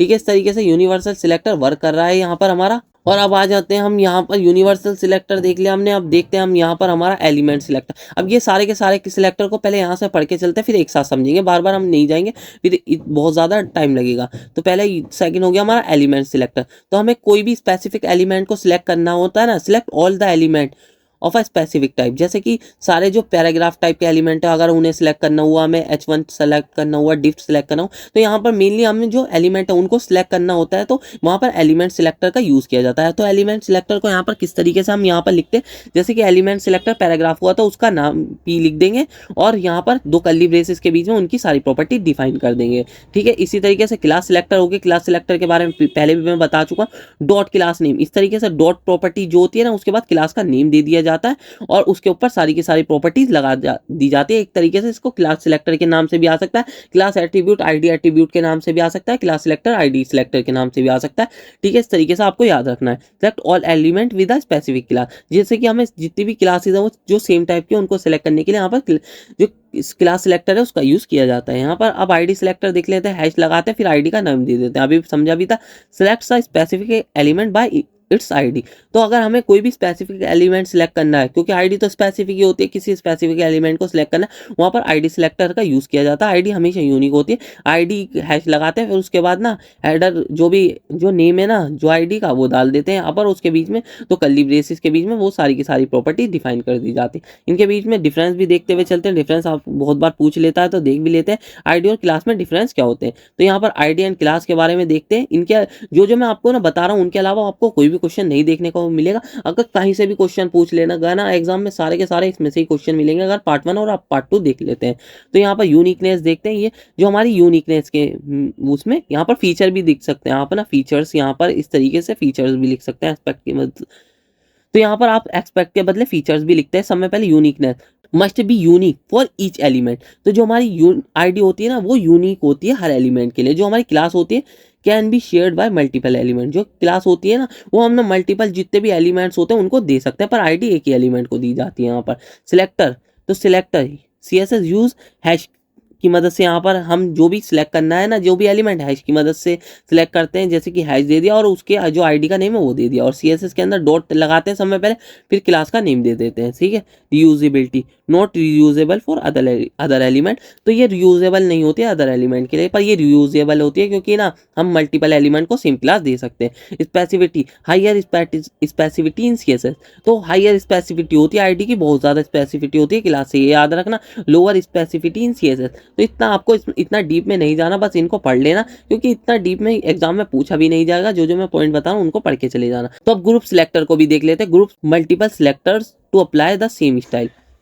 तो ये क्या करता है, ग्रुप सिलेक्टर वो होता है जैसे कि हम ना यहाँ पर कोमा लगा देते हैं, एक तरीके का ये सिलेक्टर हो गया, दूसरे तरीके का, सेम तरीके के सिलेक्टर भी नहीं होने चाहिए, यूनी डिफरेंट तरीके के जो सिलेक्टर होते हैं ना उनको ग्रुप करने के लिए यहाँ पर ग्रुप सिलेक्टर का यूज़ किया जाता है। अगर हम ना बहुत सारे ग्रुप इस तरीके से ना अलग अलग जो सिलेक्टर है उनको बना के ना एक ग्रुप बना देते हैं, तो ये हमारा ग्रुप सिलेक्टर हो देता है, और उसके बीच में यहाँ पर प्रॉपर्टीज दे देते हैं यहाँ पर। ठीक है, इस तरीके से ये हो गया यहाँ पर हमारा, इस तरीके से प्रॉपर्टीज दे दी जाती है। तो अगर आप बैकग्राउंड स्टाइलिंग है तो बैकग्राउंड स्टाइलिंग को भी देखेंगे, पहले हम कोड देखते हैं जाके। तो यहाँ पर कोड देखते हैं, पहले जाके कोड देखते हैं किस तरीके से वर्क कर रहा है यहाँ पर। तो यहाँ पर मैंने समझा दिया था, आप एलिमेंट सिलेक्टर के बारे में समझते हैं तो देख सकते हैं जैसे कि हमारा स्पैन टैग है, स्पैन क्या है, हमारा इनलाइन एलिमेंट है, ये याद रखना। अभी मैं बताऊंगा अभी इनलाइन और ब्लॉक एलिमेंट के बारे में। तो स्पैन याद रखना हमारा इनलाइन एलिमेंट है। इनलाइन एलिमेंट जो ना उतनी ही विड्थ लेते हैं जितना उनका कंटेंट होता है, ठीक है ना। और जो हमारे ब्लॉक एलिमेंट होते हैं वो हमेशा नई लाइन से स्टार्ट होते हैं, ये याद रखना। तो यहाँ पर स्पैन को तो देखते हैं, स्पैन का स्पैन नेम है, ठीक है, इसको इसके नेम से सिलेक्ट करेंगे ना हम यहाँ पर, तो स्पैन के नेम से ही सिलेक्ट कर रखा है यहाँ पर, और फिर उनके बीच में दो कर्ली ब्रेसेस के बीच में प्रॉपर्टीज लगा रखी है, तो ये स्पैन पे ही लगेगी। ठीक है, ये देख सकते हैं यहाँ पर हमारी, तो ये कहाँ पर लगी, स्पैन पर ही लगी। हाई फ्रेंड्स, इस तरीके से इसका जो कलर है ना हमने ब्राउन कर दिया था, तो ये ब्राउन ही हो गया। यहाँ पर देख सकते हैं आप, ब्राउन ही तो कलर है ये, इस तरीके से जो दिख रहा है ब्राउन ही तो कलर है। तो इस तरीके से अगर एलिमेंट के नेम से हमको सिलेक्ट करते हैं तो वो एलिमेंट सिलेक्टर होता है। एलिमेंट के नेम से अगर हम किसी को सिलेक्ट करते हैं वो एलिमेंट सिलेक्टर होता है। तो एक नेम के बहुत सारे एलिमेंट हो सकते हैं, तो उनके सारे के सारे जितने भी एलिमेंट होंगे वो प्रॉपर्टी सारों के ऊपर लग जाएगी। अगर स्पैन नाम के और भी एलिमेंट होते हैं तो ये प्रॉपर्टी उनके ऊपर भी लग जाती है, सारे एलिमेंट के ऊपर लग जाएगी ये प्रॉपर्टी अगर हम नेम से सिलेक्ट करेंगे। तो यही हमारे, तो ये जो होती है हमारी एलिमेंट सिलेक्टर होते हैं। एलिमेंट सिलेक्टर के बाद हमारे आ जाते हैं यूनिवर्सल सिलेक्टर, मैंने बता ही दिया था। और फिर उसके बाद आ जाते हैं हमारे क्लास और आईडी सिलेक्टर। क्लास और आईडी सिलेक्टर के बारे में मैंने पहले ही बता दिया था। ये हमारा आईडी सिलेक्टर इस तरीके से होता है और क्लास सिलेक्टर इस तरीके से होता है, और क्लास सिलेक्टर के बारे में पहले ही बता दिया था। अब हम देखते हैं यहाँ पर हमारा आईडी और क्लास के बारे में बता दिया, एलिमेंट के बारे में बता दिया। अब ग्रुप सिलेक्टर के बारे में बताता हूँ। ग्रुप सिलेक्टर किस तरीके से देख सकते हैं, ये हमारा क्या हो गया, एलिमेंट सिलेक्टर हो गया। फिर ये हमारा क्या हो गया, ये क्या हो गया हमारा, क्लास सिलेक्टर हो गया। ये क्या हो गया हमारा, आईडी सिलेक्टर हो गया। और ये क्या हो गया हमारा, फिर से क्लास सिलेक्टर हो गया। तो मल्टीपल सिलेक्टर को यूज करके हम एक ग्रुप बना देते हैं। ये भी कह सकते हैं इसके अंदर ना, अगर ना बहुत सारे सेम ही तरह के सिलेक्टर हैं उनका अगर हम ग्रुप बना देते हैं तो वो क्या हो जाता है हमारा, वो हो जाता है ग्रुप सिलेक्टर। तो मल्टीपल इसके अंदर सिलेक्टर देख सकते हैं, तो यही हमारा ग्रुप सिलेक्टर हुआ। और इसको देख लेते हैं, यहाँ पर देखते हैं तो ये देख सकते हैं प्रॉपर्टी सबके ऊपर लागू हो गई, क्योंकि स्पैन ले रखा था हमने, ये स्पैन पर चली गई ये प्रॉपर्टीज। ठीक है, और यहाँ पर डॉट हेडिंग किस किस को दे रखी है हमने, क्लास, यहाँ पर इसको दे रखी है और हेडिंग 4 को दे रखी है, इसलिए इसका कलर जो है ब्लू हो गया। और हैशटैग हेडिंग 2, इसका जो आईडी किसको दे रखा है, H2 को दे रखा है, इसलिए हेडिंग जो 2 थी उसका कलर ब्लू हो गया। और इस तरीके से पैरा, डॉट पैरा हमने किसको दे रखी है यहाँ पर, तो ये इसको दे रखी है पैराग्राफ 3 को डॉट पैरा के नाम से किला। तो इस तरीके से ये इस तरीके से अगर ना मल्टीपल जो सिलेक्टर्स होते हैं उनका ग्रुप बना के स्टाइलिंग अप्लाई करते हैं तो वो ग्रुप सिलेक्टर में आ जाता है। तो यही इतना इंपॉर्टेंट था जो आपको सिलेक्टर जानने थे। इतने ही सिलेक्टर के बारे में आप लिख के आएंगे तो आपको पूरे मार्क्स मिल जाएंगे। तो अब देख लेते हैं और हमारा क्या है, सिलेक्टर्स के बाद देख लेते हैं हम। तो अब हमारी बैकग्राउंड स्टाइलिंग, तो बैकग्राउंड स्टाइलिंग किस तरीके से करते हैं, जो भी चीज़ हमें बैकग्राउंड में दिखानी होती है ना किसी चीज़ के, वहाँ पर बैकग्राउंड स्टाइलिंग का यूज़ किया जाता है। तो बैकग्राउंड स्टाइलिंग के बारे में आपसे सिंपल पूछ सकता है कि आप लिख सकते हैं कि जहाँ पर भी हम ना बैकग्राउंड में कुछ भी स्टाइलिंग करना चाह रहे हैं, बैकग्राउंड में कुछ भी बैकग्राउंड में स्टाइलिंग करना चाह रहे हैं, वहाँ पर हम बैकग्राउंड स्टाइलिंग का यूज़ कर सकते हैं। तो फिर बैकग्राउंड की प्रॉपर्टीज पूछेगा, जैसे कि बैकग्राउंड कलर क्या होता है, ये सब आप सिंपल एक एक पॉइंट्स बना के लिख सकते हैं। एक ना हेडिंग बना के आप बहुत आराम से लिख सकते हैं कि बैकग्राउंड कलर होता है, बैकग्राउंड इमेज होती है, बैकग्राउंड रिपीट होता है, बैकग्राउंड पोजीशन होती है, बैकग्राउंड साइज होता है, बैकग्राउंड अटैचमेंट होता है, इस तरीके से प्रॉपर्टीज होती है। तो ये बैकग्राउंड कलर क्या होता है, set the background colour of an element. तो ये बैकग्राउंड कलर चेंज करने के लिए, जो एलिमेंट का बैकग्राउंड कलर है उसको चेंज करने के लिए पर बैकग्राउंड कलर का यूज किया जाता है और इसको इस तरीके से लिखते हैं बैकग्राउंड कलर लाइट ब्लू। इस तरीके से हमने लिख भी दिया था, अभी देखा भी होगा आपने बैकग्राउंड कलर इस तरीके से। तो दोबारा से नहीं समझेंगे, बैकग्राउंड कलर के बारे में मैंने पहले ही बता दिया था। बैकग्राउंड में कोई भी इमेज डालनी हो तो वहां पर बैकग्राउंड इमेज का यूज किया जाता है, तो वहां पर बैकग्राउंड इमेज इस तरीके से लिखा जाता है। फिर यूआरएल के अंदर जो भी इमेज का ना जो यहाँ पर भी वो है उसका ना पाथ डाल दिया जाता है, उसका एड्रेस डाल दिया जाता है दो। और फिर अब आ जाते हैं बैकग्राउंड रिपीट। और बैकग्राउंड अगर रिपीट और नो रिपीट तो determine if the image is repeat. अगर इमेज रिपीट कर रही है तो वहां पर ना तो बैकग्राउंड रिपीट कर देंगे तो नो रिपीट हो जाएगा। बैकग्राउंड की पोजीशन कहाँ रखनी है, सेंटर में रखनी है, लेफ्ट में रखनी है, राइट में रखनी है, इस सबको बैकग्राउंड का साइज कितना रखना है, कवर और कंटेन किस तरीके से, तो ये बैकग्राउंड का साइज बताने के लिए। और बैकग्राउंड अटैचमेंट का यूज किया जाता है, बैकग्राउंड को फिक्स रखना है, स्क्रॉल करना है। तो इनके बारे में एक एक करके प्रॉपर्टीज को देखते हैं। तो इस तरीके से ये जो मैंने सारा का सारा कोड दे रखा है ना आपके लिए दे रखा है, अभी तो मैं इनको कोड को लिए समझा ही दूंगा VS कोड में जाके, तो बाद में आपको याद रहे, क्योंकि PPT तो मैं आपको भेजूंगा ना तो आप इसके अंदर से पढ़ सकते हैं। ठीक है, इस तरीके से बैकग्राउंड का कलर इस तरीके से लिखा जाता है, मैंने बताया था कि बैकग्राउंड इमेज इस तरीके से, तो आपको एकदम से याद आ जाएगी आपके इसके अंदर PPT के अंदर ही सारा का सारा कोड देखेंगे, तो इसलिए मैं वहां पर तो समझा दूंगा और कोड आपको इस तरीके से एग्जाम्पल के रूप में यहाँ पर मिल जाएगा। ठीक है, सारा का सारा कोड लिखा हुआ है, तो इनको देखेंगे किस तरीके से वर्क कर रहा है। तो बैकग्राउंड देख लेते हैं, background linear gradient, background radial gradient, इन सबको देखते हैं किस तरीके की प्रॉपर्टीज होती हैं। ठीक है, तो इनके ऊपर चलते हैं, यहाँ पर देखते हैं यहाँ पर कौन कौन से तरीके की प्रॉपर्टीज होती हैं। तो ये आ गए हम बैकग्राउंड की स्टाइलिंग में। ठीक है, ये आ गए हम बैकग्राउंड की स्टाइलिंग में। ठीक है, समय पहले मैंने क्या कर रखा है इसको खोल के दिखा देता हूँ। इसको आप ये मत समझिए जितना भी कोड लिख रखा है मैंने लिख रखा है, इसको आपसे कोई भी मतलब नहीं है, बस आप समझिए जो मैं आपको समझाने की कोशिश कर रहा हूँ। तो मैं आपको बैकग्राउंड समझाने की कोशिश कर रहा हूँ, पहले इसको क्रोम में खोल लेते हैं। इस तरीके से ये दिख रहा है। ठीक है, इसको छोड़िए, जिस भी तरीके का दिख रहा है इसे दिखने दो। ठीक है, और यहाँ पर देखते हैं हम, पहले इसको थोड़ा छोटा कर लेता हूँ मैं यहाँ पर। ठीक है, इस तरीके का जितना भी दिख रहा है दिखने दो, इसे जैसा भी दिख रहा है दिखने दो। ठीक है, समय पहले प्रॉपर्टीज क्या आती है हमारी, समय पहले क्या आती है हमारी जो बैकग्राउंड का कलर तो मैंने आपको समझा ही दिया। तो बैकग्राउंड का कलर एक, ये जो मैंने यूनिवर्सल सिलेक्टर है इसके अंदर ये मैंने margin, padding, box sizing, border box कुछ भी दे रखा है, इससे आपको कुछ भी मतलब नहीं है। यहाँ पर ये कंटेनर के अंदर भी जो भी मैंने स्टाइलिंग कर रही है उससे भी आपको कोई भी मतलब नहीं है, जो भी मैंने कर रखा करने दो। और ये भी जो मैंने स्टाइलिंग कर रखी है ये भी कर रखी है, उसे भी करने दो। बस आपको कहाँ से समझना है, ये यहाँ से समझना है, ये मैं आपको समझाने के लिए बता रहा हूँ कि यहाँ से यहाँ तक आपको समझना है जो जो मैं बताऊंगा। बैकग्राउंड कलर तो मैंने पहले बता दिया तो उसको मैं नहीं समझूंगा। तो यहाँ पर बैकग्राउंड इमेज के बारे में बात करते हैं। बैकग्राउंड में जैसे कि हमें कोई भी इमेज सेट करनी है, समय पहले तो यहाँ पर मैंने एक डिव ले रखा है और ये डिव यहाँ पर क्लोज हो रहा है, फिर उसके अंदर एक और डिव ले रखा है और इस डिव के अंदर इस वाला जो ये वाला डिव है इसके अंदर हम बैकग्राउंड इमेज सेट करने की कोशिश करेंगे। इसका जो मैंने कलर दे रखा व्हाइट दे रखा है, इस वाले जो सेकंड डिव है ये जो व्हाइट दिख रहा है ना इसका कलर मैंने ये वाले डिव का दे रखा है, जो यहाँ से यहाँ तक का डिव। तो इसके अंदर ही हम बैकग्राउंड इमेज देने की कोशिश करेंगे। तो इस डिव को हमने कैसे सिलेक्ट करा, बैकग्राउंड की मदद से, क्योंकि बैकग्राउंड यहाँ पर हमने क्लास दे रखी है। तो इसको किस तरीके से सिलेक्ट करेंगे, समय पहले डॉट लगाएंगे फिर उसके बाद ना क्लास का नेम दे देंगे। और अब हम ना बैकग्राउंड की जो इमेज है ना उसको किस तरीके से यहाँ पर लिखते हैं देखते हैं। तो यहाँ पर देख सकते हैं जो बैकग्राउंड इमेज है, तो समय पहले आपको बैकग्राउंड इमेज इस तरीके से प्रॉपर्टी लिखनी पड़ेगी, यहाँ पर 2 कोलन देने पड़ेंगे उसके बाद, और उसके बाद URL लिखना पड़ेगा, 2 ब्रैकेट लगाने पड़ेंगे और ब्रैकेट के बाद 2 को इस तरीके से ना, फिर उसके बाद ना 2 इन्वर्टेड कोमा लगाने पड़ेंगे आपको। ठीक है, इन्वर्टेड कोमा लगाने के बाद ना और ये जो इमेज का URL है ना वो देना पड़ेगा, जो भी जहां पर भी आपकी इमेज पड़ी है आप बाहर से लाके भी इमेज का URL दे सकते हैं, जैसे कि हम देते थे HTML में, ये जो आपके फोल्डर में पड़ी है, जैसे कि हमारी इमेज 2 यहाँ पर यूज कर रखी है तो वो भी दे सकते हैं। अब देखते हैं, तो यहाँ पर ये इमेज इस तरीके की दिख रही है, आपको यहाँ पर सही से समझ में नहीं आएगा, इसके अंदर चलते हैं। तो ये इमेज इस तरीके की दिख रही है, तो ये सही से तो आ रही नहीं, तो ये इमेज जो भी दे रखी है सही से नहीं आ रही। तो इसको सही से लाने के लिए हम क्या करते हैं ना, यहाँ पर ना जो हमारे HTML है जो इसके अंदर बैकग्राउंड साइज है ना, समय पहले हम क्या करेंगे, तो बैकग्राउंड साइज इसका पहले करेंगे हम यहाँ पर सेंटर, जो बैकग्राउंड का जो पोजीशन होगी ना, पहले बैकग्राउंड की जो पोजीशन होगी वो सेंटर में कर देंगे, जो बैकग्राउंड की पोजीशन होगी वो सेंटर में कर देंगे यहाँ पर, क्योंकि बैकग्राउंड हमें सही तरीके से नहीं दिख रहा। तो इस तरीके से देखते हैं अब यहाँ पर, तो बैकग्राउंड की पोजीशन क्या हो गई, अब यहाँ पर सेंटर हो गई। तो यहाँ पर सेंटर में इस तरीके से सेंटर की मदद से यहाँ पर सेंटर का जो पार्ट होगा ना वो दिखने लगेगा। ठीक है, इस तरीके से हो गया है हमारा। और देखते हैं अब यहाँ पर, तो सेंटर में आ गया यहाँ पर सेंटर की मदद से। तो बैकग्राउंड कंटेन का मतलब क्या है, अब देखते हैं बैकग्राउंड कंटेन का मतलब क्या है। अब देखते हैं, तो बैकग्राउंड कंटेन का मतलब क्या है, ये ना इस तरीके से सारी की सारा जो बॉक्स है ना इसके अंदर हमारी जो व्हाइट कलर का बॉक्स दिख रहा था ना हम उसके अंदर हमने इमेज लगाई है, उसके बैकग्राउंड में हमने इमेज लगाई। तो ये कंटेन का मतलब सारा का सारा कंटेन करने की कोशिश कर रहा है, तो ये सारा का सारा कंटेन करने की कोशिश कर रहा है। और इसको हम क्या कर देंगे, अगर हम ये और ये देख सकते हैं, ये यहाँ से यहाँ तक की इमेज है और ये रिपीट में दिख रही है, ये यहाँ से यहाँ तक की रिपीट में दिख रही है, इधर भी यहाँ से यहाँ तक की रिपीट में दिख रही है, क्योंकि ये सारा का सारा जो बॉक्स है कंटेन करने की कोशिश कर रहा है। तो यहाँ पर अब अगर हम क्या कर देंगे, अगर जो हमारा रिपीट है, बैकग्राउंड रिपीट है, अगर उसे नो रिपीट कर देंगे ना, ये रिपीट होना बंद हो जाएगा।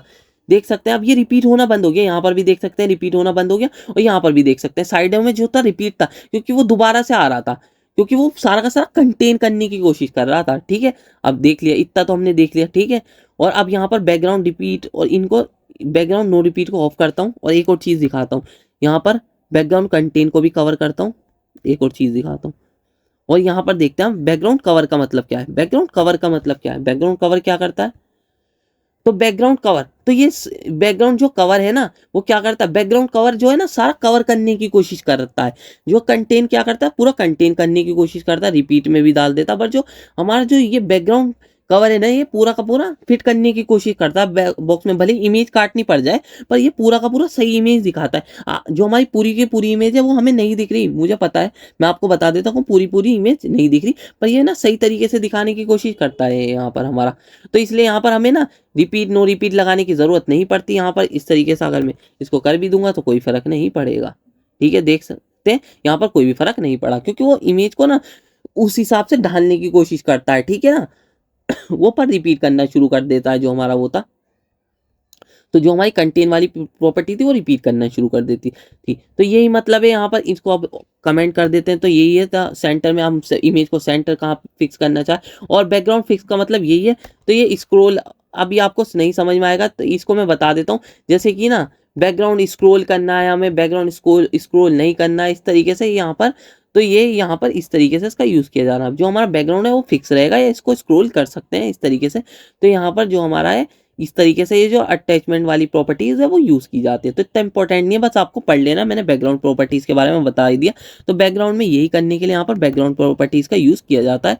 बैकग्राउंड में इमेज कैसे लगानी है, बैकग्राउंड में कवर कंटेन, और यही है, बस आप पढ़ के चले जाना, इनको इस तरीके से यूज़ किया जाता है। ठीक है, तो यही हो गई हमारी बैकग्राउंड की प्रॉपर्टीज़, इस तरीके से बैकग्राउंड की प्रॉपर्टीज़ यूज़ की जाती हैं। ठीक है, तो यहाँ पर एक और बार देख लेते हैं बैकग्राउंड का कलर। बैकग्राउंड कलर के लिए बैकग्राउंड इमेज बता दे, बैकग्राउंड रिपीट नो रिपीट जब हम करते हैं तो इस तरीके से बैकग्राउंड नो रिपीट करना पड़ता है, क्योंकि वो रिपीट होने लगता है। तो यहाँ पर नो रिपीट लगा देते हैं हम यहाँ पर।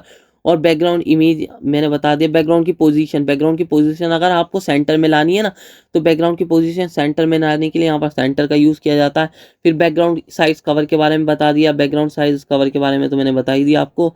और फिर बैकग्राउंड लीनियर ग्रेडियंट, अगर आपको ग्रेडियंट यूज़ करना है ना कलर बैकग्राउंड में इस तरीके से, तो लीनियर ग्रेड, अगर आपको कोई भी ग्रेडियंट यूज़ करना है तो वहाँ पर लीनियर ग्रेडियंट लिख के ना ये प्रॉपर्टीज वहाँ पर डाल दी जाती हैं, या आप ना किसी वेबसाइट से कॉपी करके ला सकते हैं, तो मैंने बता दिया। और रेडियल ग्रेडियंट डालना है तो इस तरीके से डाल सकते हैं, बैकग्राउंड लिखेंगे और रेडियल ग्रेडियंट डाल देंगे। इस तरीके से प्रॉपर्टीज इस तरीके से वर्क करती है बैकग्राउंड की। ठीक है, इतनी इंपॉर्टेंट नहीं है, बस पढ़ के चले जाना, पता होना चाहिए कि इस तरीके से वर्क करें, इतना डीप में जाने की भी जरूरत नहीं है। तो यहाँ पर टेक्स्ट फॉर्मेटिंग भी देख लेते हैं, टेक्स्ट फॉर्मेटिंग का किस तरीके से यूज़ किया जाता है। Text formatting in CSS is all about controlling the appearance and alignment of a text on your web page. CSS provides various properties to adjust text color, font size, spacing, alignment, decoration and transformation. तो simple word में समझाता हूँ कि क्या है। तो CSS जो हमारे टेक्स्ट फॉर्मेटिंग की प्रॉपर्टीज है ना, उनका ना जो हमारा प्रॉपर्टी टेक्स्ट रिलेटेड टेक्स्ट को कंट्रोल करने के लिए, टेक्स्ट किस तरीके से का दिखेगा वेब पेज पर, और टेक्स्ट का कलर क्या होगा, स्पेसिंग कितनी देखनी है, अलाइनमेंट, डेकोरेशन, ट्रांसफॉर्मेशन किस तरीके से होगा, ये सब डिफाइन करने के लिए यहाँ पर टेक्स्ट फॉर्मेटिंग प्रॉपर्टीज का यूज किया जाता है। आपसे कोई भी टेक्स्ट रिलेटेड प्रॉपर्टीज पूछे ना, तो ये इतने तरीके की प्रॉपर्टीज और ये वाली यहाँ पर कंट्रोलिंग फॉन्ट्स, ये वाली प्रॉपर्टीज भी आप लिख सकते हैं। तो टेक्स्ट फॉर्मेटिंग की प्रॉपर्टीज देख लेते हैं यहाँ पर आप किस तरीके से वर्क करती हैं। तो यहाँ पर समय पहले कलर के बारे में देखते हैं। Colour set the text colour, तो कलर के बारे में बहुत बार बता चुका, तो अब दोबारा से नहीं बताऊंगा। टेक्स्ट लाइन के बारे में मैंने अभी बताया था कि टेक्स्ट को ना सेंटर करने के लिए, लेफ्ट करने के लिए, राइट करने के लिए, अभी अब मैं जब बता रहा था कि ना सिलेक्टर के बारे में, यूनिवर्सल सिलेक्टर के बारे में, कि हम यहाँ पर टेक्स्ट जो अलाइन है प्रॉपर्टी उसकी मदद से टेक्स्ट को सेंटर में, लेफ्ट में, राइट में कर सकते हैं। तो यही है इस प्रॉपर्टीज का। टेक्स्ट डेकोरेशन के बारे में समझेंगे, टेक्स्ट डेकोरेशन किस तरीके से वर्क करती है, अंडरलाइन करना, ओवरलाइन करना, नन करना है, तो इसको टेक्स्ट डेकोरेशन इस तरीके से इसको लिख दिया जाता है। टेक्स्ट ट्रांसफॉर्म का मतलब अपर केस में करना है आपको कोई भी लेटर, लोअर केस में करना है, कैपिटलाइज करना है, इस तरीके से यहाँ पर इनका यूज किया जाता है। लाइन हाइट का, लाइन की हाइट कितनी देनी है, तो लाइन हाइट का मतलब कि जो हमारी ये लाइन हो गई, जैसे कि एक ये लाइन हो गई और ये लाइन हो गई, इनके बीच में जो स्पेस देना है वो कितना देना है, तो लाइन हाइट का मतलब यही है। ठीक है ना, इनके बीच में दोनों के बीच में कुछ स्पेस है ना, कितना स्पेस देना है, तो वही हमारा लाइन हाइट में आ जाता है।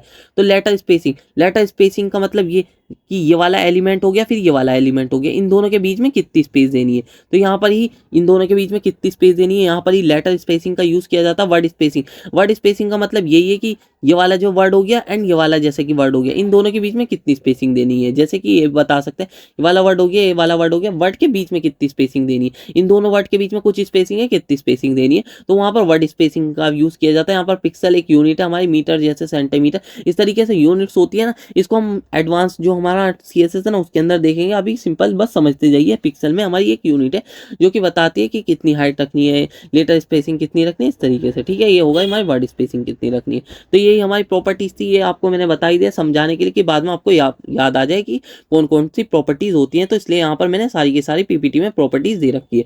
तो अब चलते हैं हमारे कोड के ऊपर जाके देख लेते हैं। तो यहाँ पर टैक्स रिलेटेड प्रॉपर्टीज पर हम आ गए हैं। समय पहले से साइड में खोल लेते हैं, थोड़ा छोटा करेंगे इसे, थोड़ा छोटा करते हैं, इतना ही रहने देते हैं, थोड़ा इसको छोटा कर लेता हूँ थोड़ा। तो अब देखते हैं यहाँ पर, जैसे कि समय पहले मैं दिखाता हूँ आपको कौन सी प्रॉपर्टीज दिखानी है। समय पहले दिखानी है हम टेक्स्ट, जो हमारा डेकोरेशन है वो उस प्रॉपर्टीज का किस तरीके से यूज़ किया जाता है। तो टेक्स्ट डेकोरेशन प्रॉपर्टीज का यूज़ किस तरीके से किया जाता है, जैसे कि आप ये देख रहे होंगे जो कि हमारा एंकर टैग है, इसके नीचे ना आप ना इसके अंदर क्योंकि लिंक डालते हैं एक लाइन आती है। ठीक है ना, लाइन देख रहे होंगे आप, क्या आ रही है, लाइन आ रही है। ठीक है, तो इसको हम किस तरीके से ख़त्म कर सकते हैं, तो यहाँ पर टैग डेकोरेशन नन, इस तरीके से एक प्रॉपर्टीज होती है। तो देख सकते हैं आप, टेक्स्ट डेकोरेशन क्या आ गया, नन आ गया। तो ये क्यों आया, क्योंकि हमने यहाँ पर क्या कर दिया, टेक्स्ट की जो डेकोरेशन है वो नन कर दो, कुछ भी मत करो। तो यहाँ पर हमने क्या कर रखा था, समय पहले तो एलिमेंट सिलेक्टर का यूज़ किया हुआ था, और एलिमेंट सिलेक्टर के बीच में यहाँ पर टेक्स्ट डेकोरेशन नन दे दिया। तो जो हमारी ये थी प्रॉपर्टीज क्या हो गई, नन हो गई, इसके ऊपर कोई भी प्रॉपर्टीज अप्लाई नहीं हो रही है। ठीक है, तो ये देख सकते हैं टैग डेकोरेशन हमने और नन हट, फिर हमने इसको कमेंट कर दिया। तो और कमेंट के बारे में भी बता देता हूँ, जैसे कि हमारी HTML हर लैंग्वेज में कमेंट होते हैं। कमेंट वो होते हैं जो कि हमारा ब्राउजर रीड नहीं करता या एग्जीक्यूट नहीं होती, बस कमेंट यही होती है। सारी की सारी जितनी भी स्टाइलिंग की प्रॉपर्टीज कमेंट में लिखी जाती है वो एग्जीक्यूट नहीं होती। ठीक है, यही हो गया। अब देख लेते हैं और कौन सी प्रॉपर्टीज है, और यहाँ पर टैग डेकोरेशन के बारे में और देख लेते हैं। जैसे कि हमारा H1 है, इसके अंदर हेलो लिखा है, इसके ऊपर प्रॉपर्टीज लगा के देख लेते हैं।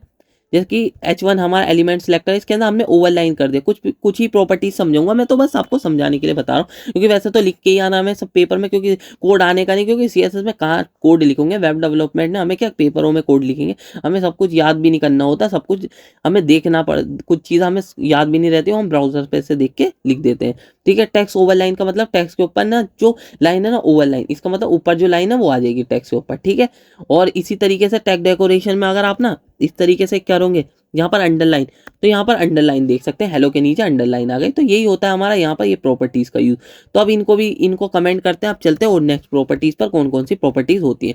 यहाँ पर टेक्स्ट डेकोरेशन देख लिया, अब हमने देख लिया टेक्स्ट ट्रांसफॉर्म। टेक्स्ट ट्रांसफॉर्म कैसे देखेंगे, टेक्स्ट ट्रांसफॉर्म देखते हैं हम किस तरीके से। ये हमारा पैराग्राफ है, इस पैराग्राफ में देखते हैं, एक पैराग्राफ लिख रखा है हमने, यहाँ पर लोरेम इस तरीके से पैराग्राफ लिखा हुआ है, तो इसके अंदर टेक्स्ट ट्रांसफॉर्म प्रॉपर्टीज देखते हैं हम। तो यहाँ पर कैपिटलाइज ये वाली ये देख सकते हैं हमारी प्रॉपर्टीज है, जो कि हमने क्लास दे रखी थी पैराग्राफ को डॉट पैरा, तो उसकी मदद से पैराग्राफ जो है हमारा ये देख सकते हैं पैरा क्लास थी, इसको हमने यहाँ पर सिलेक्ट कर लिया सिलेक्टर की मदद से क्लास। और इसके ऊपर जैसे ही आप देख सकते हैं पैरा की जो अभी देखते रहना, तो यहाँ पर टेक्स्ट ट्रांसफॉर्म मैंने कैपिटलाइज करा, तो सारे के सारे जो वर्ड थे ना, जो फर्स्ट वर्ड थे वो सारे के सारे कैपिटलाइज हो गए। जो ये क्या करता है, फर्स्ट जो वर्ड होते हैं ना वो उनको कैपिटलाइज कर देता है। इसी तरीके से अपर केस लोअर केस सारे के सारे अपर केस में करने तो उनको अपर केस में, लोअर केस में करने तो वहाँ पर लोअर केस में। इस तरीके से टेक्स्ट ट्रांसफॉर्म प्रॉपर्टीज का यूज किया जाता है। तो इनको कमेंट करते हैं, इनको बाद में देखेंगे। फिर लाइन हाइट भी एक मैंने प्रॉपर्टीज बताई थी, लाइन हाइट भी बता देता हूँ मैं यहाँ पर। तो ये देख सकते हैं, पहले हमारी इन दोनों के बीच में जो दोनों लाइन है ना उनके बीच में कम हाइट आ रही थी, अब देख सकते हैं एकदम से ज्यादा हाइट हो गई। इसी तरीके से हाइट बढ़ाने के लिए होता है। और भी मैं आपको बता देता हूँ, जैसे कि यहाँ पर मैं कर देता हूँ 1.9 कर देता हूँ यहाँ पर, जैसे कि 1.9 करी तो बहुत ज़्यादा आ गई। इसी तरीके से यहाँ पर लाइन हाइट का यूज़ किया जाता है। तो लाइन हाइट का यूज़ हमारा इसी तरीके से किया जाता है। अब देख लेते हैं यहाँ पर हमारी और प्रॉपर्टीज़ कौन कौन सी है, ये भी कर ली। टेक्स्ट ट्रांसफॉर्म, वर्ड स्पेसिंग देखते हैं, अब लेटर स्पेसिंग सब देख लेते हैं। तो यहाँ पर वर्ड स्पेसिंग मैंने किस पे लगा रखी है, वर्ड स्पेसिंग लगा रखी है हमने यहाँ पर टेक्स्ट ट्रांसफॉर्म वर्ड स्पेसिंग लगा रखी है हमने पैरा 2 पर। तो पैरा 2 को देख लेते हैं यहाँ पर पैरा 2। तो पैरा 2 में हमने यहाँ पर पैरा 2 आ जाते हैं, पैरा 2 पे यहाँ पर वर्ड स्पेसिंग देखते हैं। तो जो हमारा सेकंड पैराग्राफ था यहाँ पर देखते रहे ना, ये जो है हमारा सेकंड पैराग्राफ है, यहाँ से लोरम से जो शुरू हो रहा है। ठीक है, इनके बीच में वर्ड स्पेसिंग देखते हैं, वर्ड स्पेसिंग किस तरीके से वर्क कर रही है। तो इनके बीच में वर्ड स्पेसिंग देख लेते हैं यहाँ पर हम। तो वर्ड स्पेसिंग देख सकते हैं, वर्ड के बीच में 10 पिक्सल की स्पेसिंग आ गई। पहले वर्ड के बीच में कोई भी स्पेसिंग नहीं थी, ये वर्ड स्पेसिंग दो वर्ड के बीच में, एक ये जैसे लोरेम हो गया और ये इस तरीके से ये वाला वर्ड हो गया, तो इन दोनों के बीच में कितनी स्पेसिंग होनी चाहिए, तो यही हमारा वर्ड स्पेसिंग बताता है। अब आ जाते हैं इसके बाद लेटर स्पेसिंग पे। लेटर स्पेसिंग हमने पैराग्राफ जो 3 था उस पर लगा रखी है, पैराग्राफ 3 है हमारा, पैराग्राफ 3 है। तो इसके अंदर एक क्लास दे रखी थी हम पैरा 3 के नाम से, उसको क्लास सिलेक्टर की मदद से हमने सेलेक्ट कर लिया। तो यहाँ पर लेटर स्पेसिंग देख लेते हैं, लेटर स्पेसिंग किस तरीके से वर्क कर रही है। तो लेटर स्पेसिंग देख सकते हैं, लेटर के बीच में स्पेसिंग आ चुके हैं। तो इस तरीके से वर्ड लेटर इस तरीके से इनका यूज किया जाता है। तो ये समझ में आ गया होगा। बैकग्राउंड प्रॉपर्टीज बता दी, टेक्स्ट की कुछ प्रॉपर्टीज बता दी। अब चलते हैं फ़ॉन्ट के बारे में, इनके बारे में भी देख लेते हैं, इनमें भी कौन कौन सी प्रॉपर्टीज होती हैं। तो यहाँ पर कंट्रोलिंग फ़ॉन्ट्स, इस तरीके से कोई पूछेगा तो बता देना फ़ॉन्ट्स को कंट्रोल करने के लिए कौन कौन सी प्रॉपर्टीज होती है। वैसे तो मैं आपको बता देता हूँ कि ना, अगर टेक्स्ट से रिलेटेड कोई भी प्रॉपर्टीज पूछे, टेक्स्ट से रिलेटेड ही पूछेगा, ये सब प्रॉपर्टीज आप लिख सकते हैं, फ़ॉन्ट वाली भी और टेक्स्ट वाली भी, ठीक है। फ़ॉन्ट फैमिली, अगर हमें कोई भी फ़ॉन्ट की फैमिली डिफाइन करनी है, फ़ॉन्ट किस तरीके की दिखेगी, तो उस तरीके के यहाँ पर फ़ॉन्ट फैमिली का यूज़ किया जाता है, ठीक है ना। ये वाली फ़ॉन्ट हमारी फर्स्ट फॉन्ट होती है, अगर फर्स्ट फॉन्ट हमारी नहीं दिखती तो सेकंड फॉन्ट हमारी दिख जाएगी, तो ये बैकअप के लिए होती है सेकंड वाली जो फॉन्ट होती है। फॉन्ट साइज, फॉन्ट का साइज कितना देना है, जो हमें फॉन्ट का साइज है वो कितनी बड़ी दिखेगी, तो जैसे कि 20 पिक्सल। फॉन्ट का स्टाइल इटैलिक देना, कुछ और देना, इस तरीके से यहाँ पर। और फॉन्ट वेट, फॉन्ट को वेट बोल्ड देना है, फॉन्ट को अगर हमें बोल्ड करना हो, इस तरीके से जो भी करा जाता है फॉन्ट वेट की मदद से करा जाता है। यहाँ पर फॉन्ट का बोल्डनेस डिफाइन करने के लिए, पतली दिखेगी, कितनी डार्क दिखेगी, ये सब। और फॉन्ट वेरिएंट, ये स्मॉल कैप्स में ही दिखाने के लिए होता है, अभी इसको भी समझाऊंगा, तो इनको देख लेना। यहाँ पर मैंने कोड दे रखा है आपको समझने के लिए, तो यहाँ पर देख लेते हैं। अब यहाँ पर इसके ऊपर चलते हैं, हमारे कोड के ऊपर, कोड के ऊपर जाके देखेंगे। यहाँ पर आओ, तो यहाँ पर देख सकते हैं ये हमारा एक पैराग्राफ है, एक हेडिंग और एक पैराग्राफ है। तो इनके अंदर सारी की सारी प्रॉपर्टीज समझते हैं। सब में पहले H1, ये हमारा H1 है, ठीक है। ये जो हमारा लोरेम, ये जो भी लिखा हुआ था H1 के अंदर लिखा हुआ है, ठीक है। इनके ऊपर पहले फॉन्ट फैमिली देखते हैं, फॉन्ट फैमिली क्या होती है। ये सब ना, जितनी भी फॉन्ट फैमिली दिख रही है ना, ये आपको कहाँ दिख रही है, ये हमारी पहले, एक सेकेंड, अब मैं आपको बताता हूँ। जैसे कि ये जो हमारी H1 है, ये हमारा सिलेक्टर हो गया, इसके बीच में हमने ये जो फॉन्ट फैमिली डिफाइन कर रखी है, यहाँ से यहाँ तक एक फॉन्ट फैमिली मैंने डिफाइन कर रखी है। इसको अब जैसे ही मैं अनकमेंट करता हूँ, देखना इसकी फॉन्ट चेंज हो गई, तो यही बताता है फॉन्ट। तो इसकी ना जो फर्स्ट फॉन्ट थी ये थी,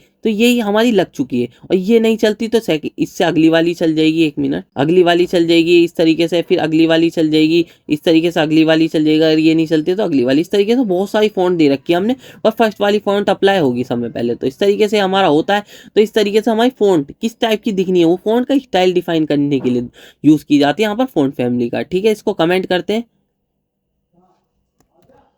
और फिर अब नेक्स्ट वाली जो हमारी फॉन्ट थी ना, उसको देखते हैं। यहाँ पर फॉन्ट फैमिली इस तरीके से, ये देख सकते हैं हमारी अलग फॉन्ट फैमिली थी, इस तरीके से फॉन्ट फैमिली का मतलब आपको किस तरीके की फॉन्ट दिखानी है, ठीक है, यही होती है।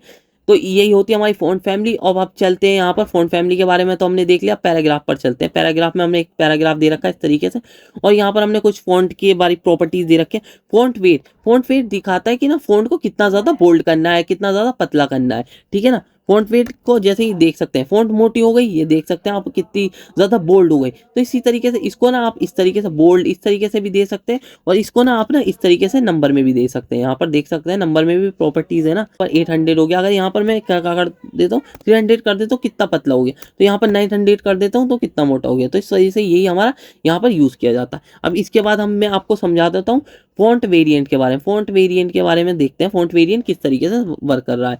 तो यहाँ पर फॉन्ट वेरिएंट ये बता रहा है कि ना, मैं आपको समझाता हूँ, जैसे कि ये क्या करता है, ये ना आपको जो स्मॉल कैप्स है ना, ये जितनी हाइट ना आपकी ना स्मॉल लेटर की होती है ना, उतनी हाइट में नहीं आपके कैपिटल लेटर बड़े कर देता है। जैसे कि ये जो हमारा एल था, इसको मैं हटाता हूँ, इसका बड़ा कर दिया, ये कैपिटल करूँगा तो ये कितना ज़्यादा बड़ा है। पर ये जो हमारे जितने भी लेटर होते हैं ना आगे वाले, ये तो हमने कैपिटल में रख रखा था, तो कैपिटल में ही आएगा। और जितने भी इनके अलावा जो हमने कैपिटल में नहीं रख रखे तो वो कैपिटल में तो हो जाएंगे, पर उनकी जो हाइट रहेगी ना, वो स्मॉल लेटर के बराबर ही रहेगी। तो देख सकते हैं ये जो ऑल लेटर है ना, जितने भी ऑल लेटर हैं वो इस पहले वाले से छोटे आ रहे हैं। इस तरीके से आई को भी हमने यहाँ पर कैपिटल रख रखा था, दिखाता हूँ। तो ये तो उतनी हाइट का ही रहा जितना कैपिटल लेटर रहता है, पर अगले वाले जो हैं वो कैपिटल तो हो गए, पर हाइट में जो स्मॉल लेटर की हाइट होती है उतनी ही हाइट के रहे। तो यही बताता है हमारा जो स्मॉल कैप्स का मतलब यही होता है। तो आपको समझ में आ गया होगा जो मैं कहना चाह रहा हूँ। तो इस तरीके से इनका यूज़ किया जाता है। तो यही होती है, ये थी हमारी प्रॉपर्टीज़। अब और चलते हैं और प्रॉपर्टीज़ देखते हैं कौन कौन सी प्रॉपर्टीज़ है। तो यहाँ पर कंट्रोलिंग फॉन्ट्स की बता दिया। अब देख लेते हैं टेबल्स के साथ हम किस तरीके से खेलते हैं। तो टेबल्स बहुत ज़्यादा टेबल्स नहीं, हमारी पहले लिस्ट के बारे में चलते हैं। लिस्ट बहुत ज़्यादा इंपॉर्टेंट है, तो लिस्ट के बारे में समझते हैं कि लिस्ट किस तरीके से वर्क कर रही है। बहुत ज़्यादा इंपॉर्टेंट टॉपिक है, अच्छी तरीके से पढ़ के जाना। और ये जो मैंने टॉपिक बताया फॉन्ट्स के बारे में, ये बस आपको समझाने के लिए बताया, एग्जाम के पॉइंट ऑफ व्यू से इतने इंपॉर्टेंट नहीं है, बहुत कम चांसेस रहेंगे इनके आने के, पर इसको पर जरूर पढ़ के चले जाना। लिस्ट को बहुत ज़्यादा इंपॉर्टेंट टॉपिक है। तो हमारी जो HTML में लिस्ट है, मैंने पहले ही बताई थी, ऑर्डर लिस्ट है, अनऑर्डर लिस्ट है, डिफाइन और डेफिनेशन लिस्ट है। इस तरीके की 3 लिस्ट होती हैं। सब में ज़्यादा जो हमारी यूज़ की जाती है वो ऑर्डर और अनऑर्डर लिस्ट है। और तो इन्हीं दोनों की प्रॉपर्टीज़ हम देखेंगे यहाँ पर, स्टाइलिंग इनकी किस तरीके से की जाती है। तो सब में पहले क्या है, लिस्ट स्टाइल टाइप। तो लिस्ट का टाइप क्या रखना है, तो देखा होगा हमने यहाँ पर डिस्क, यहाँ पर हम इस तरीके से लिस्ट का जो टाइप रख रहे थे वो इस तरीके से ही तो रख रहे थे, डिस्क, सर्कल, स्क्वायर, जो हमारा लिस्ट का टाइप, तो इसके अंदर भी डिफाइन कर सकते हैं। तो CSS के अंदर आपको सब में पहले लिस्ट स्टाइल टाइप लिखना पड़ेगा, उसके बाद उनकी प्रॉपर्टीज लिखनी पड़ेगी, डिस्क लिखना है, स्क्वायर रखना है, सर्कल रखना है, इस तरीके से प्रॉपर्टी डिफाइन द मार्कर। इनके अलावा ना आप ना जो अनऑर्डर लिस्ट है ना उनको ऑर्डर लिस्ट में भी कन्वर्ट कर सकते हैं, ठीक है ना। अनऑर्डर लिस्ट है हमारी, पर इनको ना ऑर्डर लिस्ट वाली जितनी भी प्रॉपर्टीज है वो भी इनके अंदर दे सकते हैं। इसके अंदर जो हमारी CSS होती है इसके अंदर इतना कुछ नहीं चलता। जो आप ऑर्डर वाली प्रॉपर्टीज है वो अनऑर्डर में दे सकते हैं, अनऑर्डर वाली प्रॉपर्टीज ऑर्डर में दे सकते हैं। सारी की सारी लिस्ट ना सेम तरीके से काम करती हैं इसके अंदर जो हमारी CSS होती है, अगर आप अप्लाई कर देते हैं। मैं तो बता रहा हूँ, वैसे इन्होंने कुछ बता रखा उसके हिसाब से यही है, ठीक है।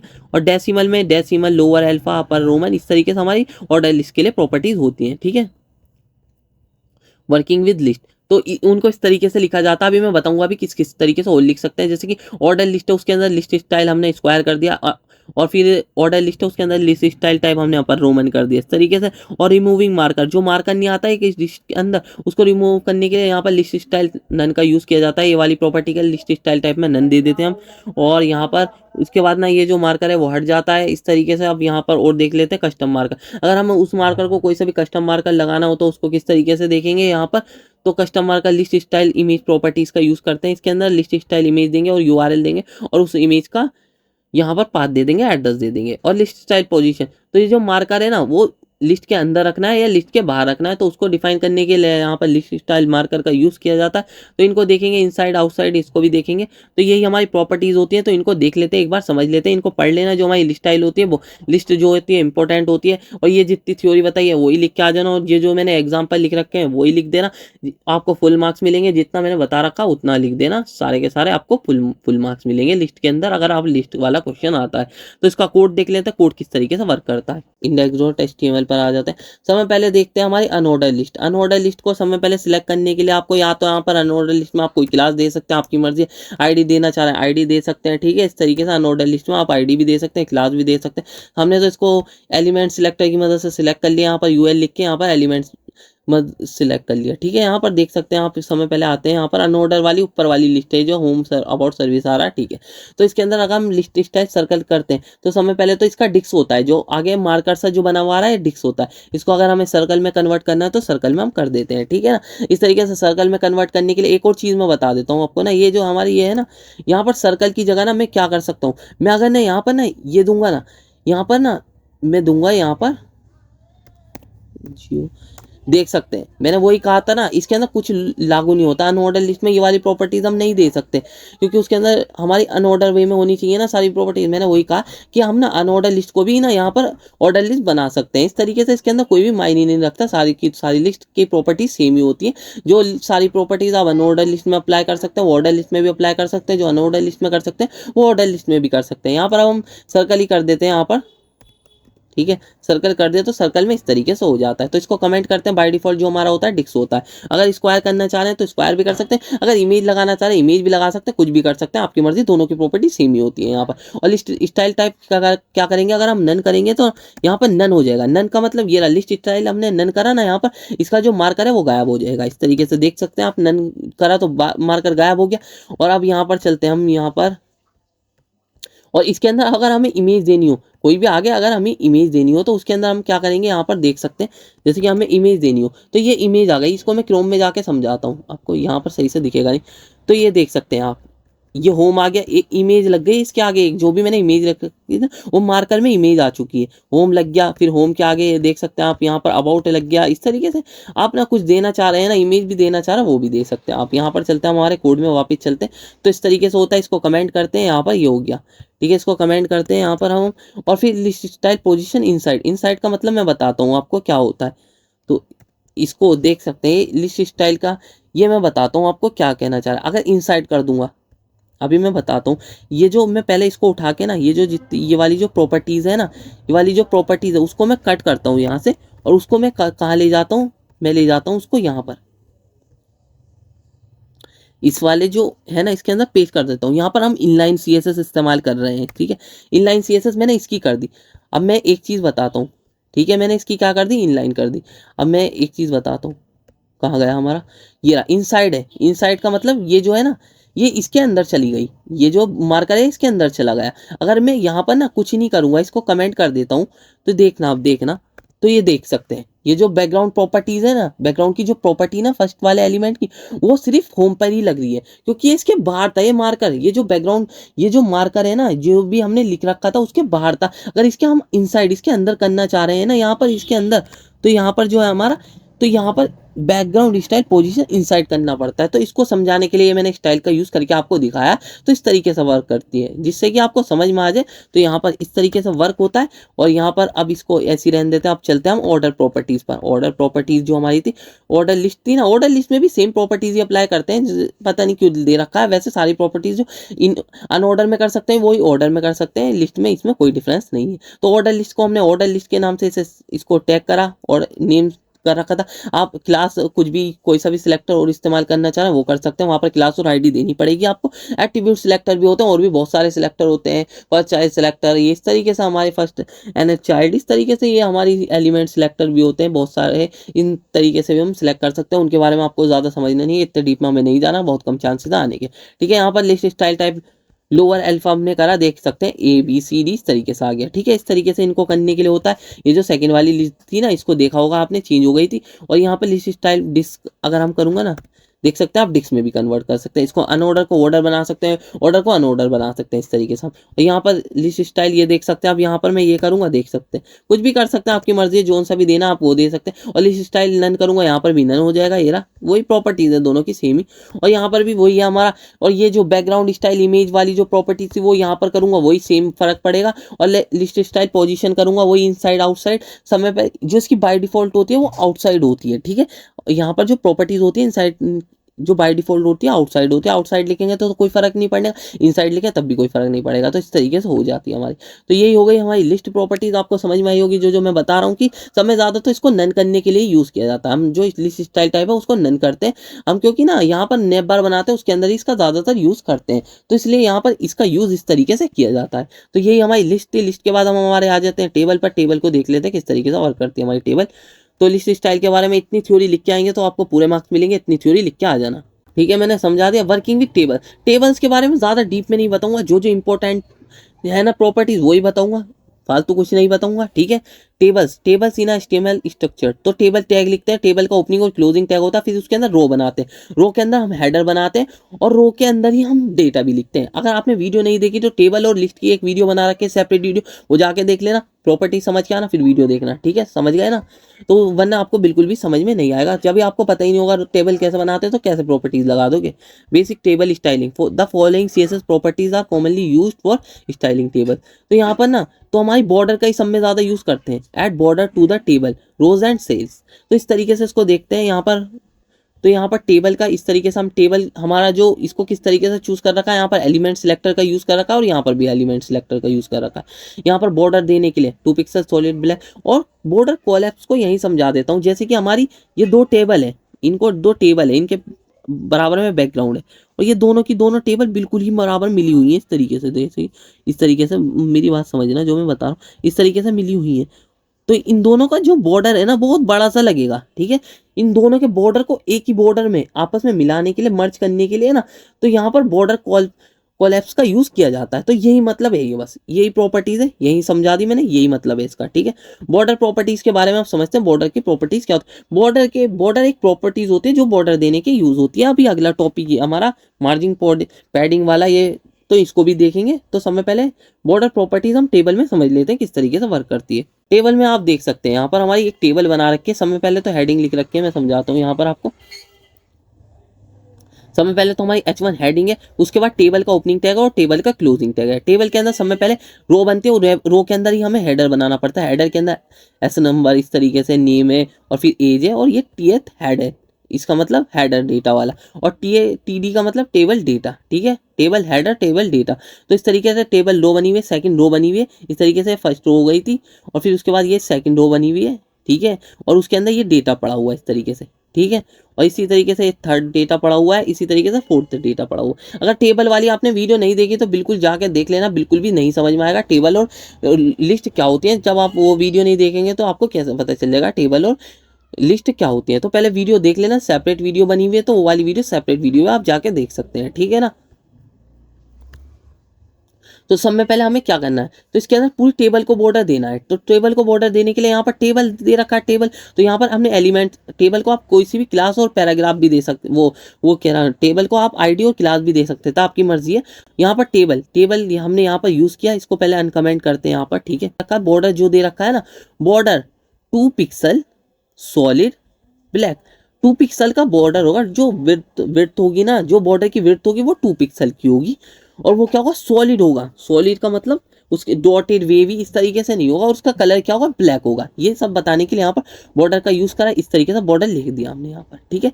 ये बॉर्डर बताने के लिए यहाँ पर इसका यूज हो गया। और अंदर के टेबल की जो रो है, टेबल का जो हेड है, टेबल का जो हेड है उसके अंदर जो डेटा पड़ा हुआ है, टेबल का जो हेडर है उसके अंदर जो डेटा पड़ा, उनका बॉर्डर कितना होगा, टेबल का जो डेटा है, खुद का जो डेटा उसका क्या वो होगा। तो उसको बताने के लिए यहाँ पर हमने इस तरीके से यूज कर रखा है। यहाँ पर टीएच और टीडी, यहाँ पर 2 ग्रुप सिलेक्टर कहेंगे इसको, और उनको आपस में हमने साथ में लिख रखा है दोनों के ऊपर, क्योंकि सेम प्रॉपर्टीज ही लगेंगी। तो इनकी वजह से देख सकते हैं यहाँ पर हमारा जो बॉर्डर था, बॉर्डर 1 पिक्सल सॉलिड ग्रे, तो ग्रे कलर का अंदर की साइड बॉर्डर आ गया।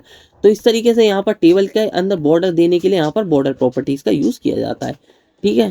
तो ये अगर आपने टेबल नहीं समझ रखा होगा तो आपको नहीं समझ में आएगा। उसके अंदर मैंने बहुत अच्छी तरीके से टेबल समझाई थी। टेबल के बाहर, पूरी टेबल के बाहर बॉर्डर लग गया। फिर टेबल के अंदर ये जो कॉलम्स थे, कॉलम्स के अंदर डेट, टीएच के मतलब, टीएच का मतलब एक जो कॉलम है, टीएच का मतलब ये मैं आपको बताता हूँ। टीएच का मतलब ये जो हमारा एक कॉलम हो गया, फिर दूसरे टीएच का मतलब दूसरा कॉलम हो गया। तो इन सब कॉलम के अंदर अलग अलग ही तो लगेगा इस वजह से। और ये टीडी का मतलब, ये टीडी का मतलब एक कॉलम हो गया यहाँ पर, फिर दूसरे टीडी का मतलब दूसरा कॉलम हो गया, तीसरे टीडी का मतलब तीसरा कॉलम। तो इनके बीच में अलग अलग ही तो बॉर्डर लगेगा, इस वजह से बॉर्डर अलग अलग लगा। इस तरीके से हमने ग्रुप की मदद से वो कर दिया, तो इस तरीके से हमारी टेबल बन जाती है। तो यहाँ पर टेबल का मतलब यही था, टेबल के बारे में भी समझा दिया। अब चलते हैं तो बॉक्स मॉडल के बारे में बिल्कुल अच्छी तरीके से समझेंगे, बहुत ज्यादा इंपॉर्टेंट है, बिल्कुल भी नहीं छोड़ के जाना।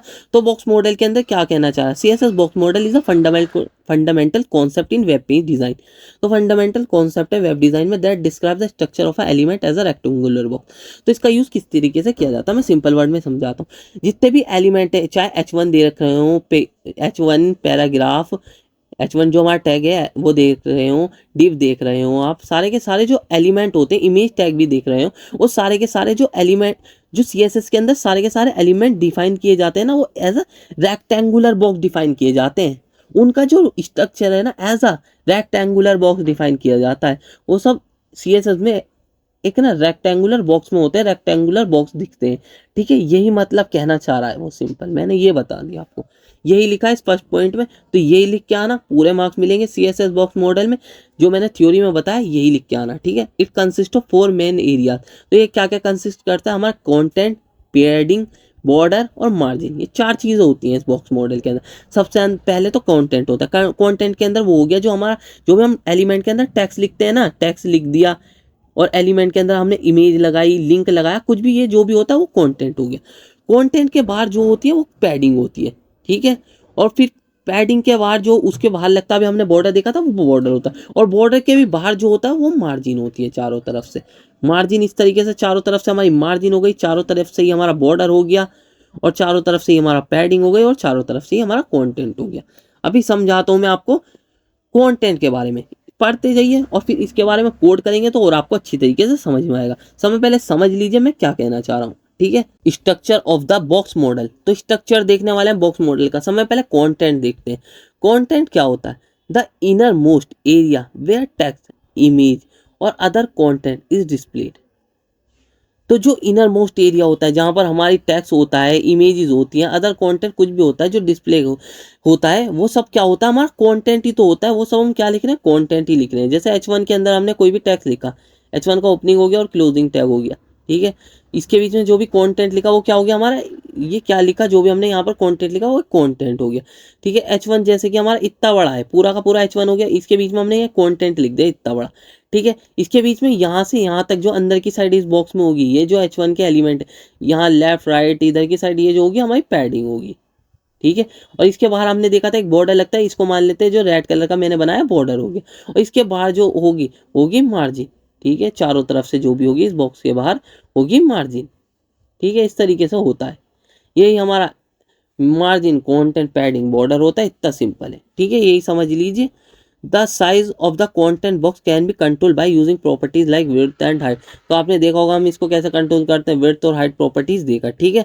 और पैडिंग, पैडिंग मैंने बताई दी, space between the content and the border. Space कितनी, कंटेंट और बॉर्डर के बीच का जो भी स्पेस होता है ना, वो क्या कहलाता है? हमारा पैडिंग कहलाता है। कंटेंट ये हो गया हमारा, ये जो लिखा हुआ था, और इसके बॉर्डर ये हो गया, ये वाला जो था, ठीक है। और इसके बीच में जितना भी स्पेस है चारों तरफ से, यहाँ पर भी स्पेस होगा, ऊपर नीचे इधर, तो ये क्या हो गया? हमारा पैडिंग हो गई। ये हमारी पैडिंग कहलाती है, ठीक है। Ensure the content does not touch the border directly. जो हमारा कंटेंट है वो डायरेक्टली बॉर्डर को टच नहीं कर सकता। हम भी देखा भी था, हमने एक बॉर्डर बनाया था टेबल के बाहर, तो क्या कर रहा था? कंटेंट को टच नहीं कर रहा था, ठीक है। कंट्रोल्ड यूजिंग पैडिंग प्रॉपर्टीज, को कैसे कंट्रोल करते हैं? पैडिंग की प्रॉपर्टीज से कंट्रोल करते हैं हम यहाँ पर, ठीक है। तो पैडिंग की प्रॉपर्टीज देखते हैं किस किस तरीके की होती है पैडिंग की। Add space between the content and the border, अगर हमें कंटेंट और बॉर्डर के बीच में कोई भी स्पेस ऐड करना होता है तो वहाँ पर पैडिंग प्रॉपर्टीज यूज की जाती है। Can be set the individual side, तो अगर हमें इंडिविजुअल कोई प्रॉपर्टी सेट करनी है, जैसे पैडिंग ऊपर की साइड हमें स्पेस देना है तो वहाँ पर पैडिंग टॉप लगता है। जैसे कि राइट की साइड कोई भी स्पेस देना है तो पैडिंग राइट लगता है। और पैडिंग बॉटम, कोई भी स्पेस हमें बॉटम की साइड देना है तो पैडिंग बॉटम लगता है। और कोई भी स्पेस हमें पैडिंग लेफ्ट में देना है तो लेफ्ट लगता है। और कलेक्टिवली यूजिंग शॉर्ट हैंड, तो कलेक्टिवली यूजिंग शॉर्ट हैंड किस तरीके से कर सकते हैं? पैडिंग प्रॉपर्टीज इस तरीके से पैडिंग लिखता है, चारों की चारों इस तरीके से, टॉप राइट बॉटम लेफ्ट। तो ये किस तरीके से हो रही है? क्लॉकवाइज देख सकते हैं आप। टॉप हो गया, ये हमारा क्या हो गया? राइट हो गया। ये हमारा क्या हो गया? बॉटम हो गया। ये हो गया हमारा लेफ्ट। इस तरीके से क्लॉकवाइज आप याद रख सकते हैं। पैडिंग प्रॉपर्टी इस तरीके से लिखती है। और तो ये हो गया हमारा। और एक चीज ये हो गई, और अभी और बताता हूँ मैं आपको, इतना ही इंपॉर्टेंट है पैडिंग के बारे में। अब बॉर्डर के बारे में देख लेते हैं। The edge surrounding the padding, दो जो एज होती है पैडिंग के सराउंडिंग, तो वो क्या होती है? हमारी बॉर्डर होती है। Can be styled, example solid होती है, डॉटेड, डैश। इस तरीके से हमारी ये बॉर्डर को हम इस तरीके से दे सकते हैं। And size using the border property, और इसका साइज किस तरीके से डिफाइन करते हैं? बॉर्डर प्रॉपर्टीज की वजह से। Use to style the border and element, तो जो हमारा बॉर्डर है तो उसको किस टाइप से स्टाइल किया जाता है उनको देख लेते हैं। हम प्रॉपर्टीज देखते हैं। समय पहले बॉर्डर की प्रॉपर्टीज क्या क्या होती है? बॉर्डर, समय पहले बॉर्डर सेट करना पड़ेगा। सेट ऑल द बॉर्डर, ये तो शॉर्ट हैंड प्रॉपर्टीज है जो मैंने बताई थी आपको। तो शॉर्ट हैंड को बाद में देखेंगे, पहले बॉर्डर की विड्थ जो अभी मैंने आपको लिखी थी ना टेबल के अंदर 2 पिक्सल, तो हो गई बॉर्डर की विड्थ कितनी देनी है। Set the thickness of the border, thickness define करते हैं बॉर्डर की, ठीक है। बॉर्डर स्टाइल, बॉर्डर का स्टाइल किस तरीके का देना, डिफाइन द स्टाइल। सॉलिड देना है, डॉटेड देना है, डैश देना है, वेवी देना है, इस तरीके बॉर्डर। या तो मैं बताता हूँ, इस तरीके से वेवी कुछ इस तरीके से दिखेगा, सीधा लाइन दिखेगी, सॉलिड लाइन दिखेगी, या इस तरीके से डॉटेड इस तरीके से लाइन दिखेगी। ये हो गया हमारा इसका मतलब, स्टाइल का मतलब। बॉर्डर का कलर कौन सा देना है लास्ट में? बॉर्डर का कलर तो कोई सा कलर देना चाह रहे हैं, जैसे कि हमने वहां पर ब्लैक दिया था, ग्रीन ग्रे भी दिया था, ग्रीन येलो कुछ भी कलर देना चाह रहे हैं तो यही होता है। और इसको बॉर्डर प्रॉपर्टीज में कैसे डिफाइन कर देते हैं? समय पहले बॉर्डर की, यहाँ पर बॉर्डर प्रॉपर्टीज में हमने विड्थ लिखी थी, ठीक है, 2 पिक्सल। यहाँ पर ऐसे इस तरीके से 2 पिक्सल। और फिर बॉर्डर का स्टाइल लिखा था सॉलिड, शॉर्ट में मैंने ऐसे लिख दिया। और यहाँ पर बॉर्डर का कलर लिखा था, जैसे कि हमने यहाँ पर ग्रीन कर देते हैं। इस तरीके से शॉर्ट हैंड प्रॉपर्टीज वर्क करती है। तो बॉर्डर यही हो गया, बॉर्डर 2 पिक्सल सॉलिड ब्लू, इस तरीके से। और मार्जिन आ जाता है। मार्जिन, मार्जिन ये जो हमारा जो कंटेंट बॉर्डर ये हो गया, ये हमारा कंटेंट हो गया। ये जो इसके बाहर स्पेस देना चाह रहे हैं वो मार्जिन हो गई, वो पैडिंग हो गई, ठीक है। और ये हमारा बॉर्डर हो गया इसके बाद। और उसके बाद जो बॉर्डर के बाहर जो लगती है ना, वो होती है हमारी मार्जिन। तो यही हमारी मार्जिन होती है, चारों तरफ से हम मार्जिन दे सकते हैं। तो space outside the border, border के जो भी बाहर का स्पेस होता है वो मार्जिन होता है, separate an element from its neighbours, ठीक है। इसके नेबर्स को इससे दूर करने के लिए इस तरीके से यहाँ पर इसको इसके नेबर्स में स्पेस देने के लिए इस तरीके से यहाँ पर हमारा मार्जिन का यूज किया जाता है। Control using the margin properties, तो कंट्रोल किस तरीके से करते हैं, मार्जिन प्रॉपर्टीज की मदद से। जितना मैं बता रहा हूँ ना उतना ही लिख के आएंगे, और आपको खुद भी थ्योरी बनानी आती होगी, खुद भी बहुत सारी थ्योरी बना के लिख सकते हैं। जितने मैं पॉइंट बता रहा हूँ उससे आपका काम चल जाएगा। Margin properties add space outside the border, border के आउटसाइड जो स्पेस क्रिएट करने के लिए यहाँ पर ना हम जो हम मार्जिन का यूज किया करते हैं। तो मार्जिन के बारे में अभी कोड करके देखेंगे, पैडिंग के बारे में, बॉर्डर के बारे में, सबको समझाऊंगा मैं आपको। Set can be set the individual sides, तो इनको ना आप ना इंडिविजुअल कर सकते हैं, जैसे हम पैडिंग कर सकते हैं, बॉर्डर कर सकते हैं, ऐसी मार्जिन टॉप करेंगे तो मार्जिन टॉप की साइड लग जाएगी, मार्जिन राइट कर देंगे तो मार्जिन राइट लग जाएगी, मार्जिन बॉटम करेंगे तो मार्जिन बॉटम लग जाएगी, मार्जिन लेफ्ट करेंगे तो लेफ्ट लग जाएगी। और कलेक्टिवली इनको किस तरीके से, शॉर्ट एंड प्रॉपर्टीज इस तरीके से, टॉप बॉटम इस तरीके से, और लेफ्ट राइट इस तरीके से डिफाइन कर देते हैं, ठीक है। ये हो गई हमारी इस तरीके से, ठीक है, इनको इस तरीके से डिफाइन करते हैं, ये हो गई हमारी शॉर्ट एंड प्रॉपर्टीज, ठीक है। इस तरीके से लिख सकते हैं। और यहाँ पर अब आज CSS कलर्स को अभी बाद में देखेंगे, पहले इनके कोड पर चलते हैं। .html आपको समझाने के लिए अभी एक और फाइल मैं बाद में बनाऊंगा, क्योंकि आपको अभी समझ में नहीं आएगा, ठीक है, इस वजह से। तो यहाँ पर एक फाइल बना लेते हैं। यहाँ पर जैसे कि मेरा H1 है, कुछ भी H1 टैग लिखा हमने, यहाँ पर H1 है, तो H1 के अंदर लोरेम से मैं कुछ भी टैग्स लिखवा लेता हूँ। यहाँ पर जैसे कि मैंने 6 लाइन का एक टैक्स लिखवा लिया, तो इस तरीके का दिख रहा है, ठीक है। तो इसको ना मैं यहाँ पर जाता हूँ स्टाइल टैग में, ठीक है, यहाँ पर जाता हूँ मैं स्टाइल में। तो स्टाइल में जाने के बाद मैं क्या करता हूँ, इसको यहाँ पर मैं सिलेक्ट कर लेता हूँ। तो यहाँ पर स्टाइल में जाता हूँ, स्टाइल में जाने के बाद मैं इसका बैकग्राउंड कलर क्या दे देता हूँ, मैं इसका बैकग्राउंड कलर दे देता हूँ एक्वा। इस तरीके से ये कलर दे दिया मैंने इसका बैकग्राउंड, ठीक है, ये दे दिया। तो अब इससे समझते हैं, समय पहले हमें क्या समझना पड़ेगा, कंटेंट। तो ये देख सकते हैं आप, ये हमारा कंटेंट लिखा हुआ है। जो भी कंटेंट लिखा जाता है, इसको एक और बात, एक आप इस पूरे को बॉक्स की तरह मान सकते हैं, देख सकते हैं पूरा यहाँ तक एंड तक बॉक्स की तरह ये जा रहा है, ठीक है। और इसके अंदर कंटेंट लिखा हुआ है। ये जो कंटेंट होता है, ये जो लिखा हुआ है, यही क्या कहलाता है हमारा, जो यही जो कंटेंट है, यही हमारा कंटेंट कहलाता है। यही एक बॉक्स हो गया, इसके अंदर ये जो हमारा कंटेंट हो गया, सब कुछ रेक्टेंगुलर बॉक्स में ही तो दिखाई दे रहा है, देख सकते हैं। जो कि हमने बैकग्राउंड कलर भी दिया, ये भी एक रेक्टेंगुलर बॉक्स ही तो मान सकते हैं आप इसको, रेक्टेंगुलर बॉक्स ही तो हुआ। और इसके अंदर जो हमने कंटेंट लिखा, इस तरीके से लिखा गया है, ठीक है, ये रहा हमारा कंटेंट लिखा हुआ है। समय पहले कंटेंट ये हो गया। इसके बाद समझना हमें पैडिंग। तो पैडिंग को समझते हैं, पैडिंग किस तरीके से वर्क करती है यहाँ पर हमारी। तो पैडिंग को देने के लिए हम क्या करते हैं, इसके अंदर H1 के अंदर पैडिंग, जैसे कि मैं बताता हूँ, जैसे कि मैंने पैडिंग जो, एक मिनट, तो यहाँ पर पैडिंग को समझते हैं। जैसे कि पैडिंग जो मैंने लेफ्ट पैडिंग देता हूँ, पहले मैं लेफ्ट से मैंने दे दी यहाँ पर, जैसे कि 45 पिक्सल, 45 पिक्सल की, देख सकते हैं लेफ्ट की साइड से इतना दूर भाग गया। तो ये स्पेस जो हमारा पूरा का पूरा एक बॉक्स बना, इसके अंदर हमने बैकग्राउंड कलर तो दे दिया, ये पूरा का पूरा बॉक्स है ना, इसके अंदर जो हम पैडिंग दे रहे हैं, ये इसके ना ये लेफ्ट साइड के लग गई, ठीक है। और इसी तरीके से राइट साइड देंगे तो राइट साइड लग जाएगी, ऊपर देंगे तो ऊपर, और नीचे देंगे तो नीचे, ठीक है। यही मतलब कहने का मैं बता रहा था। तो अब मैं बताता हूँ इसके अंदर, अगर ना मैं इसको कमेंट करता हूँ, यहाँ पर कमेंट करता हूँ, मैं पैडिंग क्या कर देता हूँ, मैं पैडिंग जो कर देता हूँ यहाँ पर, ये जो पैडिंग ऊपर से कितनी करता हूँ, ऊपर और नीचे से शॉर्ट हैंड प्रॉपर्टीज थी और 45 पिक्सल, ठीक है। और ये हमने इसकी जो नीचे की साइड से जो पैडिंग थी वो कितनी कर दी यहाँ पर, वो नीचे की साइड से, या लेफ्ट और राइट से हमने क्या कर दी, 60 पिक्सल। तो ये देख सकते हैं पैडिंग इस तरीके से लग गई। तो ये देख सकते हैं ऊपर नीचे से जो लगी है 45 पिक्सल की पैडिंग लगी है, और यहाँ से लेफ्ट और राइट से कितनी लगी है, 60 पिक्सल की पैडिंग लगी है। राइट से तो आपको दिखने की नहीं, क्योंकि कंटेंट इतना बड़ा नहीं है। तो यही हमारी पैडिंग हो गई। ये देख सकते हैं ना, ये जो हमारी लेफ्ट और राइट इस तरीके से ऊपर नीचे से ये जो पैडिंग लग रही है ना, और सब कुछ क्या दिख रहा है, रेक्टेंगुलर बॉक्स में ही दिख रखा है। क्योंकि आपको कैसे पता चला, क्योंकि बैकग्राउंड कलर लगा, तो किस तरीके से लगा, रेक्टेंगुलर बॉक्स में ही तो लगा। पैडिंग भी किस तरीके से हुई, तो हमारे ऊपर नीचे इस तरीके से पैडिंग हो गई। तो पैडिंग का मतलब ये टॉप नीचे, ये इस तरीके से प्रॉपर्टीज आप देख सकते हैं। पैडिंग आपको समझ में आ गई। अब देखते हैं हम यहाँ पर, जो हमारी पैडिंग के बाद है ना, पैडिंग के बाद जो हमारी थी ना, वो थी मार्जिन। मार्जिन को कैसे समझते हैं, तो मार्जिन में आपको समझा देता हूँ। जैसे कि एक और H2 ले लेते हैं हम यहाँ पर। H2 के बाद ना लोरेम के अंदर कुछ और टैक्स भी लिख देते हैं, लोरेम 67, इस तरीके से टैक्स लिख लिया मैंने। ये जितना भी टैक्स है 67, इस तरीके से मैंने टैक्स लिख लिया, ठीक है। तो यहाँ पर टैक्स लिख लिया, और उसके बाद अब मैं क्या करता हूँ, H2 को यहाँ पर सिलेक्ट करता हूँ। H2 को मैंने सिलेक्ट करा, और उसके बाद जो इसकी ना बैकग्राउंड कलर दे देता हूँ, इसका मैं ब्राउन दे दिया इसका मैंने बैकग्राउंड कलर, ठीक है, इस तरीके से दे दिया। तो यहाँ पर अब समझना है हमें किसको, पहले तो मैं बॉर्डर को भी समझाऊंगा, पहले बॉर्डर समझते हैं, बॉर्डर के बाद में देखेंगे। मार्जिन समझ ले, मार्जिन के बाद बॉर्डर, बॉर्डर बॉर्डर टॉप। तो यहाँ पर बॉर्डर टॉप देना है हमें, बॉर्डर देखना है हम टॉप 2 पिक्सल सॉलिड रेड। तो रेड कलर का आप देख सकते हैं हमारा रेड कलर की लाइन आ चुकी है। एक और बार वहां चलते हैं तो आप देख सकते हैं जो है हमारा बॉर्डर लग चुका है। जो पैडिंग के सराउंडिंग लगता है वो हमारा बॉर्डर होता है। तो देख सकते हैं हमारा बॉर्डर हो गया, बॉक्स के ऊपर जो ये बॉर्डर लगता है बॉर्डर हो गया। इस तरीके से हमारा बॉर्डर हो गया। तो बॉर्डर इस तरीके से वर्क करता है। और बॉर्डर की आप शॉर्ट हैंड प्रॉपर्टीज देख लेते हैं। बॉर्डर लिखेंगे आप यहाँ पर, ये तो हमारा बॉर्डर इस तरीके से टॉप लेफ्ट इस तरीके से सारे बॉर्डर दे सकते हैं। और तो यहाँ पर आप शॉर्ट हैंड प्रॉपर्टीज देख सकते हैं। बॉर्डर हमने क्या लगा 3 पिक्सल सॉलिड ब्लू, इस तरीके का बॉर्डर लगा। तो बॉर्डर देख सकते हैं इसके चारों तरफ लग चुका है। तो ये देखेंगे इस बॉक्स के अंदर ही लगा है बॉर्डर। और मैंने पहले ही बताया था जो हमारी कंटेंट होता है ना और जो हमारी पैडिंग होती है वो बॉर्डर होता है, वो एक बॉक्स के अंदर ही होता है, ठीक है।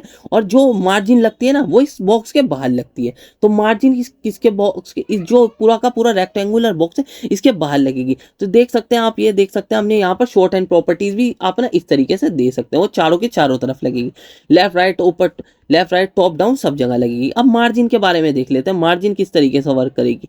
तो मार्जिन के बारे में भी देख लेते हैं। मार्जिन अगर मुझे इसके ऊपर मार्जिन लगा दी है, मार्जिन बॉटम की साइड से लगा के दिखाऊंगा मैं तुम्हें, मार्जिन बॉटम। तो मार्जिन बॉटम दे देते हैं हम 50 पिक्सल। तो ये देख सकते हैं ये जो कंटेंट है नीचे को भागा, थोड़ा नीचे को भागा, नीचे को भागा, देखा अभी हमने।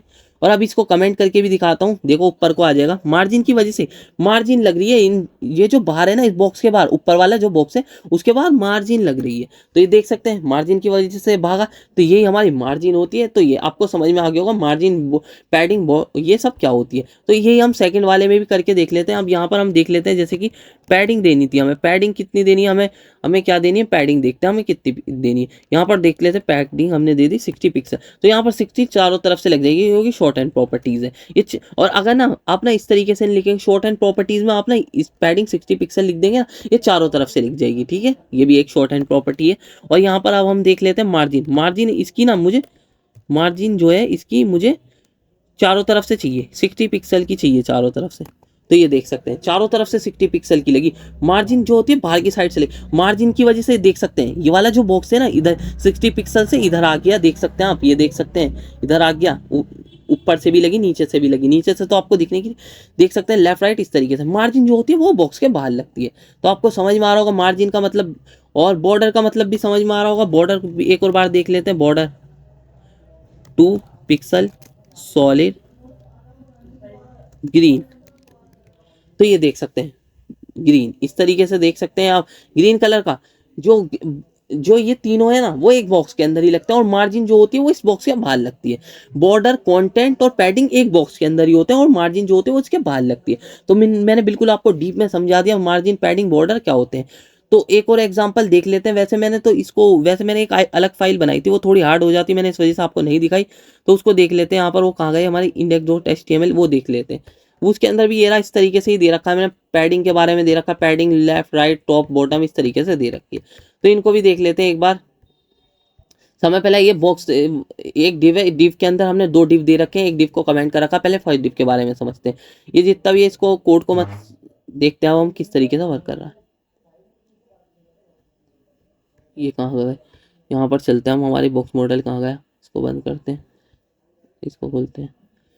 ये आ गया बॉक्स, हमारा बॉक्स इस तरीके से आ रहा है। इनको छोड़ो, ये जो मैंने ये मार्जिन, पैडिंग, ये जो मार्जिन देख सकते हैं यूनिवर्सल सिलेक्टर की मदद से ना, ये जो मार्जिन 0 कर रखे, जो हमारा ब्राउजर होता है ना वो पहले से ही पूरी जो मार्जिन है ना सबको दे देता है। मार्जिन, कुछ मार्जिन दे देता है, कुछ पैडिंग दे देता है। बॉक्स साइज, बॉक्स का साइज जो साइज है वो बढ़ता रहता है। तो इसलिए मार्जिन को खत्म करने के लिए 0 लगा दे, पैडिंग को खत्म करने के लिए भी 0 लगा दे, बॉक्स साइजिंग बॉर्डर बॉक्स कर दिए, यूनिवर्सल सिलेक्टर सबके ऊपर लग जाएगा। कंटेनर बॉक्स ये आपको समझना नहीं है, बस यहाँ से समझना है। तो यहाँ पर देखते हैं अब हम, यहाँ से समझना है। तो समय पहले मैं पैडिंग के बारे में वही बता दिया। पैडिंग जो इस बॉक्स के अंदर देखना है, जो कंटेंट है, ये जो कंटेंट है बॉक्स में, इसके अंदर ये जो हमारा कंटेंट लिखा हुआ है और इसके अंदर अब देखना पैडिंग, जैसे ही मैंने यहाँ पर करा, यहाँ पर 1 मिनट, यहाँ पर देख सकते हैं ये पैडिंग लेफ्ट रख गई और ये इसको करूंगा तो पैडिंग राइट लग जाएगी। और ये देख सकते हैं पैडिंग यहाँ पर करूंगा तो टॉप लग जाएगी। देखते रहना, 2 बॉक्स के अंदर ही तो लग रही है पैडिंग। ये देखना पैडिंग बॉटम लग जाएगी, और पैडिंग की अगर शॉर्ट एंड प्रॉपर्टीज है तो ये चारों तरफ से लग जाएगी। तो इस तरीके से वर्क करता है। तो इनको कमेंट करते हैं। यही हमारी पैडिंग थी, इतनी बार समझा दिया, अब दोबारा से नहीं समझाऊंगा, बहुत समझा दिया। तो यही पैडिंग होती है, यही पैडिंग होती है आप। और अब हम चलते हैं बॉर्डर के बारे में। तो बॉर्डर लेफ्ट, अगर बॉर्डर हमें लेफ्ट देना हो तो बॉर्डर लेफ्ट इस तरीके से हमने प्रॉपर्टी लिख रखी है। तो लेफ्ट से ये हमारा बॉर्डर आ गया व्हाइट कलर का, इस तरीके से व्हाइट दे रखा था क्योंकि हमने यहाँ पर, और यहाँ पर, और यहाँ पर बॉर्डर राइट में हमने क्या दे रखा है, डॉटेड बॉर्डर दे रखा पिंक कलर का। ये आ गया, अंदर की साइड ही लगेगा, मैंने बता ही दिया था। बॉर्डर कंटेंट और जो हमारी पैडिंग होती है वो एक ही बॉक्स के अंदर होती है, और बॉक्स के जो बाहर लगते हैं वो मार्जिन होती है। कितनी बहुत बार बता दिया, और ये देख सकते हैं आप यहाँ पर। और ये हो गया हमारा नीचे से इस तरीके से ये वाला बॉर्डर हो गया जोन सा भी, ये देख सकते हैं इस तरीके से हमारा बॉर्डर। और शॉर्ट एंड प्रॉपर्टीज अगर लगाना चाहिए तो अगर ना आप सारी की सारी प्रॉपर्टीज एक साथ लगा देते हैं। एक और चीज़ बता देता हूँ, जो लास्ट वाली प्रॉपर्टीज होगी ना वो वर्क करेगी इन सब में से। तो लास्ट वाली प्रॉपर्टीज वर्क कर दी है यहाँ पर, तो लास्ट वाली प्रॉपर्टी वर्क करेगी अगर एक साथ सारी प्रॉपर्टी भी लगा देते हैं आप। तो ऊपर से नीचे की ओर जाता है, ठीक है, ये याद रखना, ऊपर से नीचे की ओर जाता है तो ये वाली प्रॉपर्टी जो लास्ट में मिलेगी वो वर्क कर जाएगी, ठीक है। ये हमारा तो इस तरीके से हो गया। अब हम देख लेते हैं यहाँ पर मार्जिन। मार्जिन बॉक्स के बाहर लगते तो मार्जिन टॉप दूंगा ना, ये देखना टॉप से बॉक्स कुछ खिसकेगा, देखा खिसका ना। और अब मैं बॉटम दूंगा तो बॉटम से तो आपको पता चलने का नहीं, क्योंकि बॉटम में तो हमारा बहुत सारा स्पेस पहले से ही है। और मार्जिन लेफ्ट करूंगा तो देखना लेफ्ट से खिसका, और मार्जिन राइट करूंगा राइट से भी नहीं पता चलने का, क्योंकि राइट में हमारा बॉक्स है ही नहीं। और मार्जिन इस तरीके से ये कर दूंगा तो ये हमारा देख सकते हैं, तो ये चारों तरफ लग गई मार्जिन। तो इस तरीके से ये हो गई हमारी। तो ये होती है मार्जिन के बारे में। एक और चीज़ हाँ और समझा देता हूँ कि दूसरा बॉक्स भी तो है हमारे पास। तो दूसरा बॉक्स है, इस वजह से देख सकते हैं इन दोनों के बीच में जो मार्जिन है, मार्जिन बॉटम से आपको दिख रही होगी। तो ये हो गया हमारा मार्जिन पैडिंग बॉटम बॉर्डर। तो ये होगा हमारा मार्जिन पैडिंग कंटेंट बॉर्डर। तो यही था हमारा मार्जिन कंटेंट पैडिंग बॉर्डर। तो अब चलते हैं हमारे सीएसएस के कलर्स के बारे में। सीएसएस के कलर्स देख लेते हैं हम, सीएसएस के कलर्स कौन कौन से होते हैं। तो ज़्यादा डीप में नहीं जाएंगे, सीएसएस के कलर के बारे में मैंने पहले ही बता दिया था। तो सीएसएस के कलर के जो भी कलर देना होता है, हमें टेक्स्ट को कलर देना होता है, बैकग्राउंड में कलर देना होता है, वेब पेज के किसी एलिमेंट को कलर देना होता है, वहाँ पर सीएसएस कलर का यूज़ किया जाता है।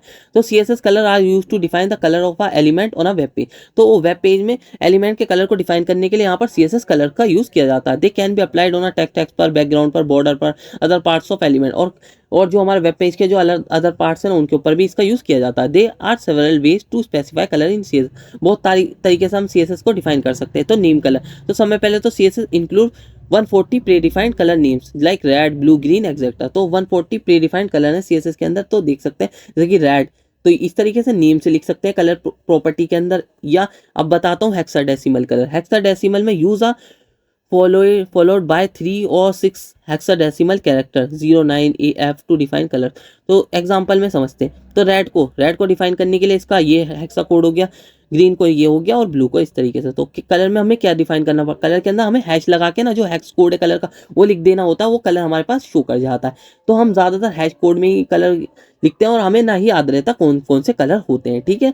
बस ये याद रखना। ये दो शुरू की दो प्रॉपर्टी किसको बताती है, रेड को बताते हैं, फिर ये ग्रीन को बताते हैं, ये ब्लू को। रेड ग्रीन आरजीबी ना, तो दो शुरू की दो ग्रीन को, वो रेड को, फिर दो ग्रीन को, दो ब्लू को। तो इस तरीके से ये हमारा हेक्साडेसिमल में कलर। और आरजीबी में वही रेड ग्रीन ब्लू।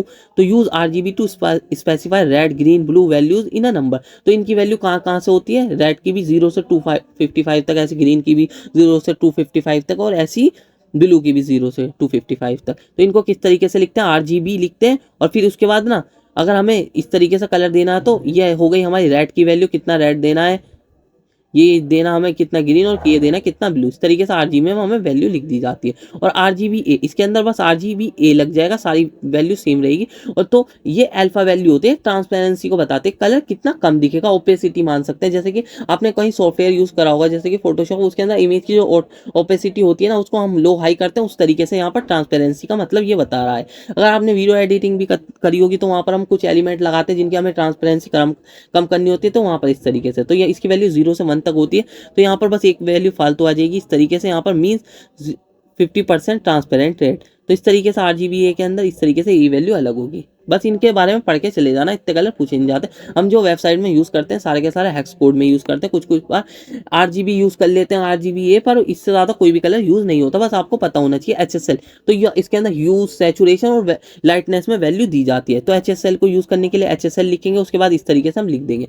तो ये ह्यू एंगल बताता है कि 0 से 360 तक या एंगल, तो 0 का मतलब रेड हो गया, 120 का मतलब देखिए ग्रीन हो गया, और 360 का मतलब ब्लू हो गया। इस तरीके से ये व्हील के अंदर वैल्यू बताता है। यूज सैचुरेशन, कितने परसेंट उसकी इंटेंसिटी होगी, इंटेंसिटी को बताता है। इंटेंसिटी, इंटेंसिटी मीन्स कितना ब्लैक होगा, कितना ज़्यादा क्लियर तरीके से वो कलर दिखेगा, मीन्स ये है कितना सही तरीके से वो कलर, कितना परसेंट रेड होगा, वो कितना परसेंट, जैसे कोई कलर कितना परसेंट, इतना परसेंट, जैसे कि कोई रेड कलर है तो इतना परसेंट वो, जैसे यहाँ पर 100 है तो पूरा परसेंट ऐड होगा, 50% थोड़ा कम परसेंट ऐड होगा। तो ये मतलब है सैचुरेशन का। लाइटनेस का मतलब कितना परसेंट ब्लैक होगा और कितना परसेंट व्हाइट होगा, ब्राइटनेस कितनी होगी, ये मतलब है इसका, ठीक है। और HSLA में भी सेम वैल्यू यही है, HSL की तरह ही वैल्यू है विद अल्फा वैल्यू। अल्फा का मतलब वही ट्रांसपेरेंसी जो मैंने बताई थी, ओपेसिटी मतलब, तो कितना परसेंट वो दिखेगा, ठीक है, यही होता है हमारा HSLA।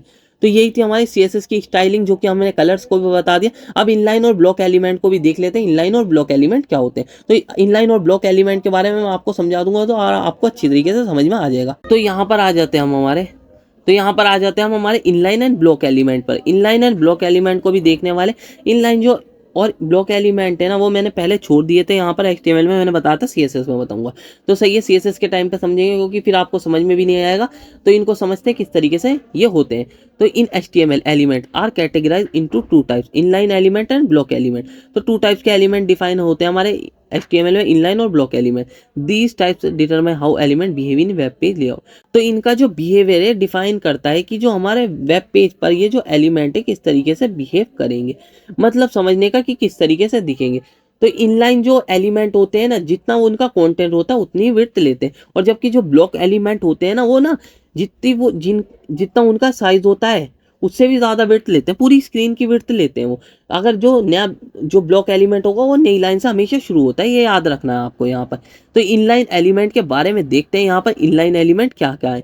तो इनलाइन एलिमेंट, जो हमारे इनलाइन एलिमेंट है, do not start on a new line. तो जो हमारे इनलाइन एलिमेंट होते हैं वो न्यू लाइन से स्टार्ट नहीं होते। तो इनके बीच में अगर डिफरेंस बताने की बात भी आई है, तब भी आप बना के लिख सकते हैं इन पॉइंट से। इस तरीके से मैंने ये वाली जो थ्योरी लिखी है, they appear next to each other in the same line without taking up the full weight. तो ये क्या करते हैं, जैसे हमने कोई और सा एलिमेंट भी लिखा ना इसके बाद, तो उसी लाइन में आ जाता है, ये दूसरी लाइन से नहीं शुरू होते हैं। तो इनके एग्जांपल देख सकते हैं आप, स्पैन टैग हो गया, एंकर टैग हो गया, इमेज टैग हो गया, स्ट्रॉन्ग तो एम्फेसाइज टैग, इस तरीके से हो गए। यहाँ पर पैराग्राफ के अंदर देख सकते हैं, दिस इज अ पैराग्राफ, और इसके अंदर हमने एक एंकर टैग लगा दिया। एंकर टैग को अगर एंकर टैग लगा रहे हैं तो ये न्यू लाइन से शुरू होना चाहिए, जबकि नहीं होगा, ये इनलाइन एलिमेंट है, इसलिए उसी लाइन से शुरू हो जाएगा। ऐसे ही स्ट्रॉन्ग टैग भी उसी के अंदर ही आ जाएगा ये। तो ये पूरा पैराग्राफ में इसी तरीके से आ जाएंगे, क्योंकि इनलाइन एलिमेंट है। और ब्लॉक एलिमेंट आ जाते हैं। ब्लॉक एलिमेंट ऑलवेज स्टार्ट होना न्यू लाइन, हमेशा न्यू लाइन से स्टार्ट होंगे और पूरी विड्थ लेंगे जितनी भी स्क्रीन की होगी, ठीक है, लेफ्ट टू राइट। और इसके अंदर कौन कौन से कुछ एलिमेंट आ जाते हैं, डिव हो गया हमारा, पैराग्राफ टैग हो गया, H1 H6 हेडिंग हो गई, सेक्शन हो गया, आर्टिकल हो गया, फुटर हो गया, इस तरीके से। और डिव जो होता है हमारा, डिव जो है ना हमारा ब्लॉक एलिमेंट है, ठीक है ना, इस तरीके से ब्लॉक एलिमेंट कंटेंट लिखा फिर पैराग्राफ। तो ये दोनों हमेशा न्यू लाइन से स्टार्ट होते होंगे, देखा भी होगा आपने, ठीक है, यही होगा हमारी इनलाइन और ब्लॉक। और इंडेक्स डॉट टू HTML कहाँ गया हमारा box model, index dot HTML। तो इनको समझते हैं, जैसे कि आप ये देख सकते हैं पैराग्राफ टैग, एक पैराग्राफ टैग है, इसको खोलते हैं आप क्रोम में, तभी आपको समझ में आएगा। देख सकते हैं, जबकि पूरी विड्थ नहीं ले रहा आगे, कि ये जो पहला वाला पैराग्राफ है, जब भी और जब हम सेकंड पैराग्राफ लिख रहे हैं वो सेकंड लाइन में जा रहा है, बिकॉज क्योंकि ये क्या है, ये क्योंकि ब्लॉक एलिमेंट है। ब्लॉक एलिमेंट हमेशा न्यू लाइन से ही स्टार्ट होते हैं, ठीक है, यही हो गया हमारा मतलब इसका, ठीक है। तो यही है हमारा ब्लॉक एलिमेंट। अब देखते हैं हमारा स्पैन। स्पैन को हम यहाँ पर कलर दे देते हैं, पहले इसका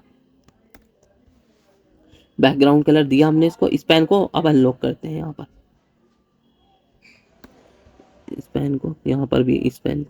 तो ये देख सकते हैं दोनों के दोनों बराबर बराबर आ गए, ये उतनी विड्थ ले रहे हैं, देख सकते हैं, क्योंकि बैकग्राउंड में इनका क्या आ रहा है, इनका उतना ही कलर आ रहा है, क्योंकि ये उतनी ही विड्थ ले रहे हैं। तो इस वजह से ये क्या होगा, हमारे जो है ना ये इनलाइन एलिमेंट हो गए। ये दिखा देता हूँ, उसी जगह पर आ जाते हैं, ठीक है ना, देख सकते हैं आप ना, उसी लाइन में आ जाते हैं, ठीक है। इनके लिए कोई भी न्यू लाइन हम डिफाइन नहीं करनी पड़ती। और पैराग्राफ देखते हैं, अब पैराग्राफ टैग को देखते हैं, यहाँ पर इसको देख अनलॉक करते हैं। तो यहाँ पर देख सकते हैं, यहाँ पर ये जो पैराग्राफ टैग है ना, पूरा का पूरा एंड तक इसका जो बैकग्राउंड कलर है ना पिंक ही जा रहा है, क्योंकि क्या है, पूरी विड्थ ले रहा है, पूरी की पूरी विड्थ ले रहा है ये, क्योंकि ये जो एलिमेंट है, तो इस वजह से इसका बैकग्राउंड कलर एंड तक जा रहा है, ठीक है। और अब एक और चीज दिखाता हूँ, ये अब हम आ जाते हैं, ये जो हमारा पैराग्राफ टैग है, जो हमारा पैराग्राफ टैग है वाला, तो ये जो पैराग्राफ टैग है इसके अंदर मैंने क्या कर रखा था, एक स्पैन टैग दे रखा था, ये गया स्पैन टैग। ये इनलाइन एलिमेंट है, तो ये इसी के अंदर आ गया है, कोई नई लाइन से शुरू नहीं हुआ, इसका कलर देख भी सकते हैं। ये उतनी विड्थ ले रहा है जितना इसका कंटेंट होता है, ज़्यादा विड्थ नहीं लेता ये। तो इस तरीके से हमारे इनलाइन और ब्लॉक एलिमेंट होते हैं जो कि ना उतनी विड्थ लेते हैं जितना उनका साइज होता है, और जबकि ब्लॉक जो एलिमेंट होते हैं वो पूरी की पूरी स्क्रीन की विड्थ ले लेते हैं। तो यही हमारे इनलाइन और ब्लॉक एलिमेंट होते हैं। थोड़ा बड़ा करके भी दिखा देता हूँ मैं आपको। तो इस तरीके से हमारे इनलाइन और ब्लॉक एलिमेंट होते हैं। तो समझ में आ गया होगा आपको, कोड भी समझ में आ गया होगा किस तरीके से कोड वर्क कर रहा है। तो यही हमारे इनलाइन और ब्लॉक एलिमेंट होते हैं। पार्ट 1 हमारा यहीं पे खत्म होता है, और इसमें मैंने आपको सब कुछ बता दिया कि किस तरीके से हमारी CSS वर्क करती है। तो पार्ट 1 में इतना ही था। अगर आपको वीडियो अच्छी लगी हो तो वीडियो को लाइक और चैनल को सब्सक्राइब कर लीजिए। हम मिलते हैं इसी तरीके की नेक्स्ट वीडियो में।